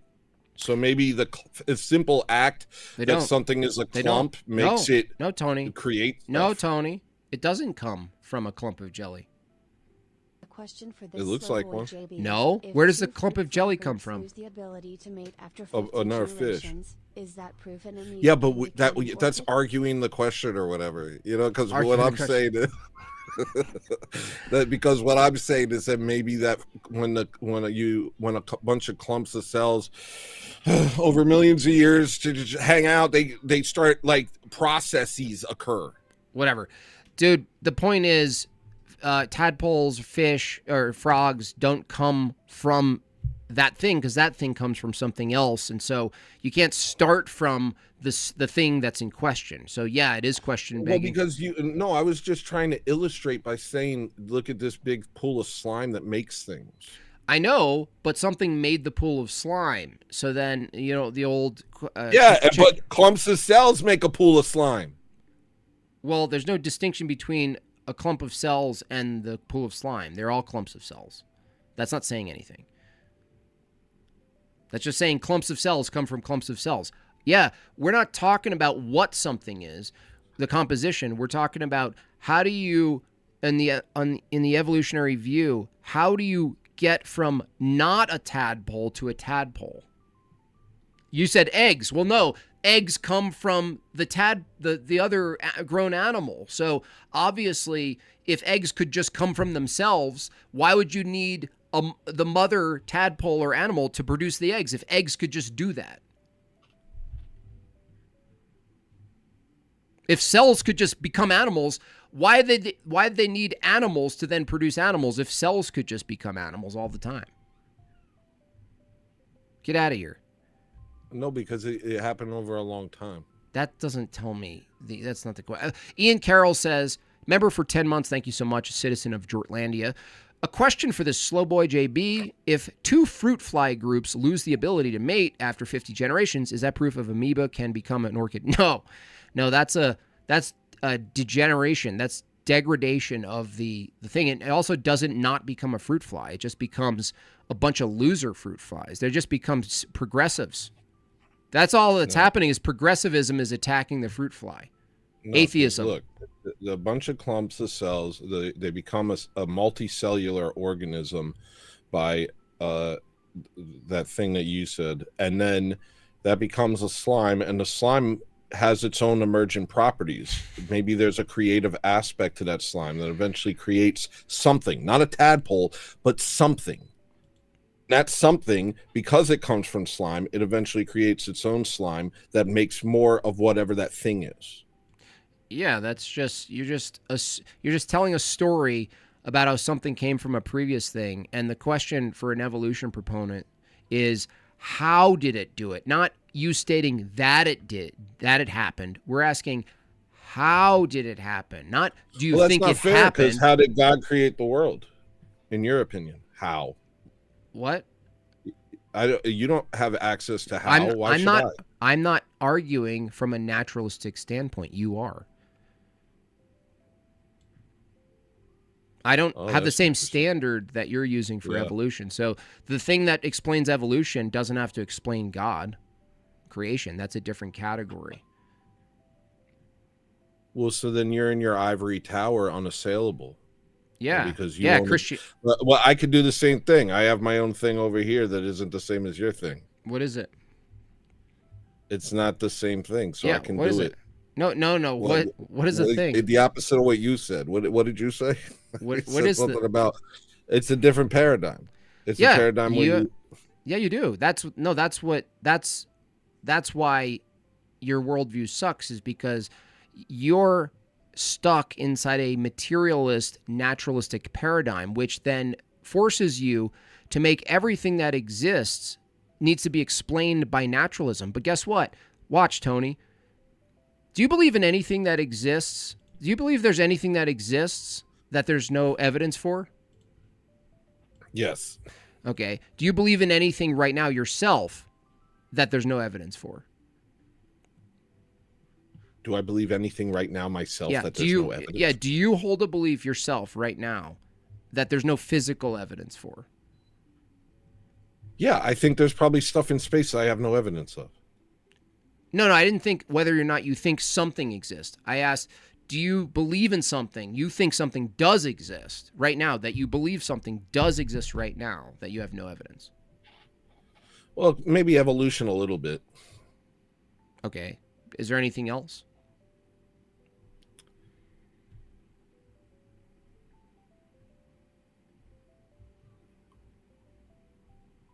Like what? Do you have that?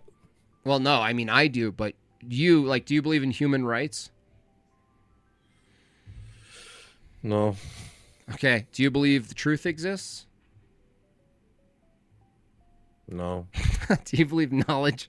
Do you believe knowledge exists? No. Okay, so you don't believe knowledge exists. So do you believe evolution exists?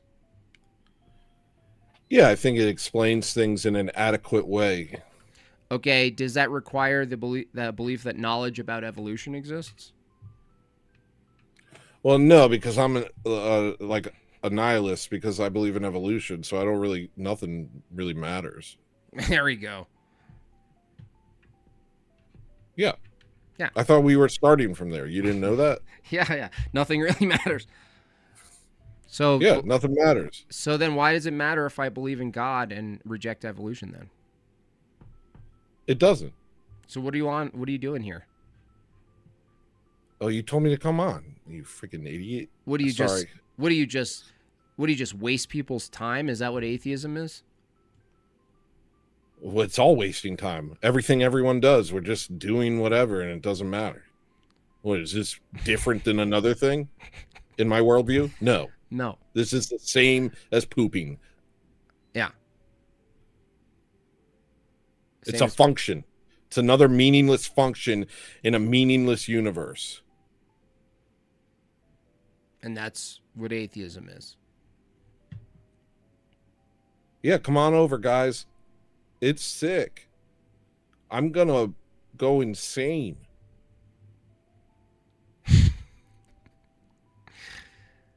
So there's no use in debating then? Oh, no, it's just verbal jousting. It occupies my time. It's the same as sleeping with a prostitute as far as I'm concerned. Just something to whittle the days away while I rot into nothingness.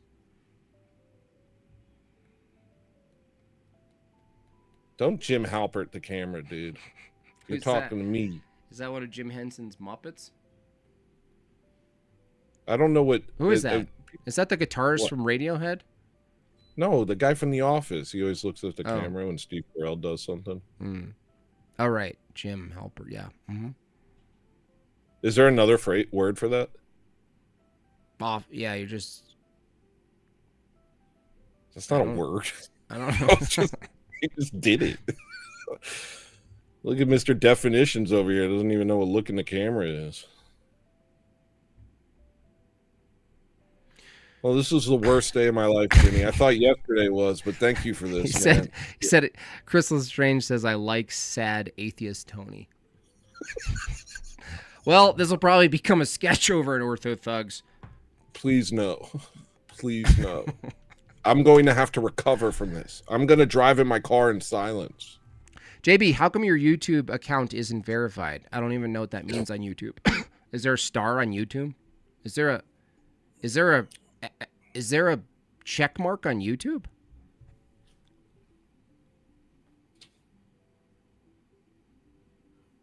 I don't know. I don't follow this stuff. I should whatever. Do you have to buy one? I'll buy a big giant blue star. You probably just have to verify yourself. Have they offered? Yeah, they're like, send me everything about your body. That sounded like something I would have said. Send Me everything. about your body. Send everything about your life and where you came from. Yeah. Then you can have a star. You're like, yay! I got a. This is great. Yes. Nice. Who else? Who has a star? I don't know. I've never seen a star.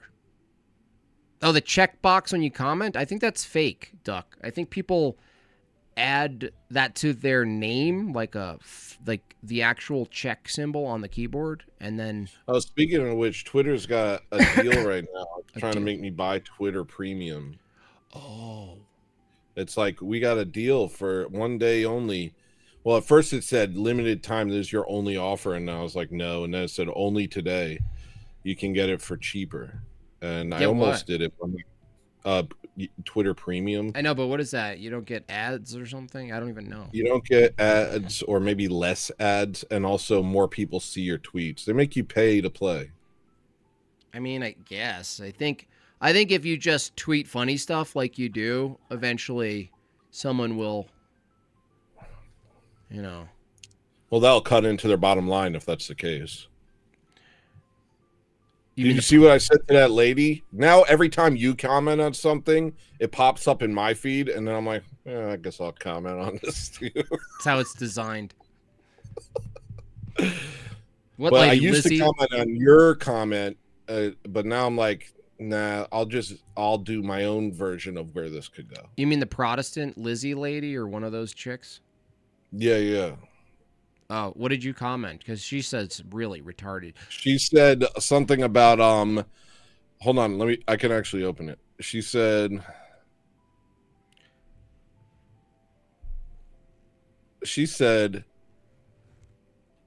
the only kind of Christianity there is biblical Christianity. Yeah. Christianity relies on the scriptures. Right. And I said, I do not permit a woman to teach, 1 Timothy 2:12. Ooh, yeah. She gets that a lot. Well, it's a kill shot, and I was hoping she would say, I was hoping she would respond, because I had a whole freaking dialogue tree I wanted to do with her. No, that gets her every time. So I see that all the time. And they're like, no. They I just, thought she'd be like, yeah, but that's only in the church. And I was going to say, what church? that and then- probably, yeah. You know? Yeah. And then she'd be like, oh, the church that they're talking, and I'd be like, oh, so you thought, so there was a church that existed before Timothy was written? And then she has to double down and make a fool of herself. Sometimes I wonder if the dialogue trees are the thing that really controls us, because we just go into like input Well, response. I made that up on the fly. I made that up. But I've heard that said about you, that you're dialogue trees, but I don't know what that means. I just mean they're just like basically if and statements about, you know, when you play like Oregon Trail or some of these like older games where you choose one answer and that'll dictate where the storyline goes. It's like that. So if you say one statement, there's a number of statements she could say, and then the dialogue tree is you know all the responses to everything she's about to say, like chess.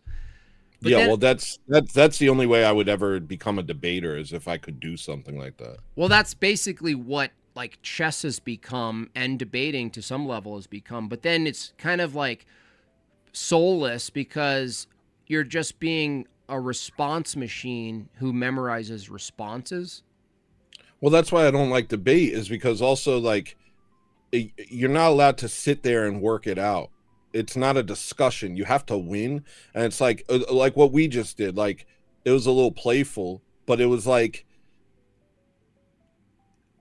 you have to like rapid fire all these responses and have everything prepared. So I don't think anything of value can grow in that. That's why I think war and fighting is better. Yeah, like just kill everyone. Well, just not kill, like have a battle, at least. Just do a fist fight. Fist fight. Like instead of argue, instead of debate, just start punching each other. Well, you agree to it. It's honorable. Oh, like a duel. Yeah, duel. What happens if somebody doesn't agree to a duel? If somebody goes, I challenge you to a duel, and then you're like, nah, Reputation gone. he wouldn't duel. Yay. Who Yeah, cares? pretty much. He wouldn't duel. I mean, yeah, I wouldn't duel. I didn't want to duel. yeah. Who cares? Yeah, it's Why like don't you have a saying, baby about it? Why don't you hire a doula? yeah, what are you polyamorous? I'm not gonna duel you, dude. Oh, wait, you got flintlock? Keep it to yourself, dude. I'm not gonna duel you. People cared so much about that stuff. I saw a French movie where somebody insulted a man in like 20 years ago, and then when he's an old man, the guy who was insulted said, I never forgot that you insulted me in front of those people, and then he peed on him. Oh, I was gonna say, I thought it was gonna be something like, death, but just pee. No, he peed on him because he was old and he couldn't move, and he's like, That's all I so got. there you go.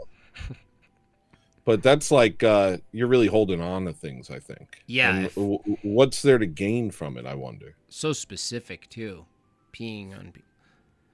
Well, that's very Like you can't. rude. Yeah, like you can't cock back a gun or anything. They could pee back. They could start peeing True. on you. That's true. And then what are you? Then what's going on? Then you have to know? do it Then again.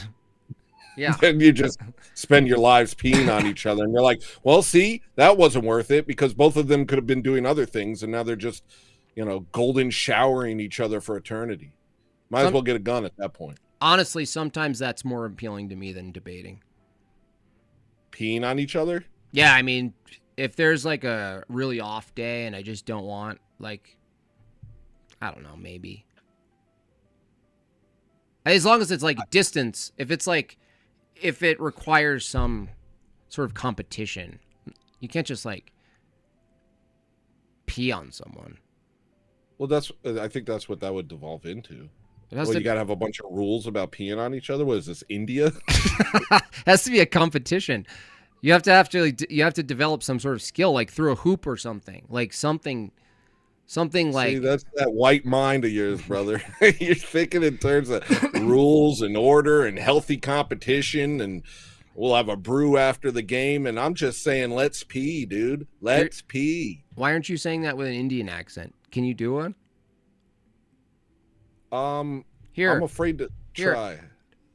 I know your name's not Tony. Can you fix my phone? Hello, I'm David. I'm a man named David. What the hell? What the hell? Who are? I'm from America, and I want to sell you basmati rice. Wow, you really nailed it. Yeah. So you went from British to Southern, which there is a connection between British and Southern. Well, no, because that's what they do now. They do accents on the phone that they do fake it ones. sounds like oddly like you, but you're just like, it's kind of like Hello. what's that thing called? Yeah. It's like Uncanny Valley. Yeah. Hello, Tony. What's going on? Now they have voice changers where they can talk like you. Yep. Sound like your parent. You're like you kind of sound like someone I love, and they're like, I know, but I can't tell you that. Yeah, except I hate you. Right? They don't like you at all or your culture. They're destroy. That's weird. Destroy your culture and tradition by impersonating it. Impersonating everything you love. But it's not. But it's not that. That's interesting. A lot of sacrifice there. Do you think you'll come out the other end yourself, or will you be eternally affected? I don't know. It reminds me of this one time I caught a fake violin player outside of a grocery store. And she was this woman, and it occurred to me she was faking it. But a part of me wanted to reward that she did so well at deceiving people. And I know that's wrong of me to do that.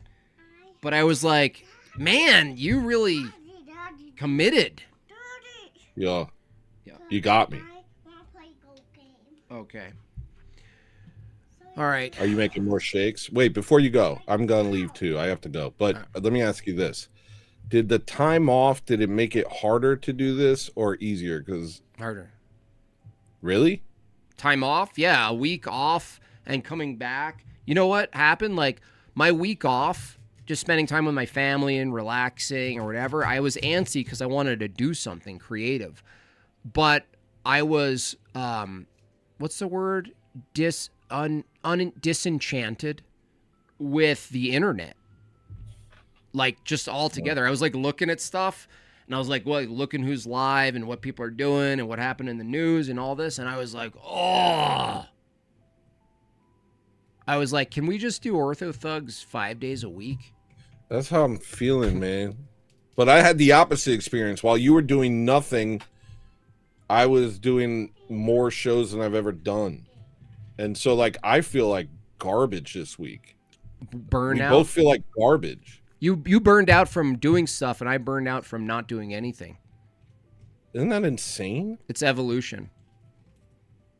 Dude. I peed on my girl once because she was being annoying. Damn. Now that's... You paid money to tell you that? That's putting her in her place. That's putting You could have said that to no one the rest of your life. Instead, you made sure that people heard it by paying money. You're what the insane? Go patriarchy. That's bad. I mean, it's kind of funny. It could be funny. I don't know. All right. I'm gonna go. I'll see you soon. All righty, y'all. That's great. There he goes, folks. Tony trying to sell evolution, and I'm gonna end this chapter of my day. What are you doing? What are you doing? There's a monster. Did you come from a fish? Did you come from a fish? Huh? Did you come from a fish? Where did you come from? What are you? Did you come from a tadpole? Get out of here. Beat it. No. You want to fight? Yeah. All right. Let's do it. All right, let's go fight. You're not fighting. I will. I got to end this. I got to say goodbye.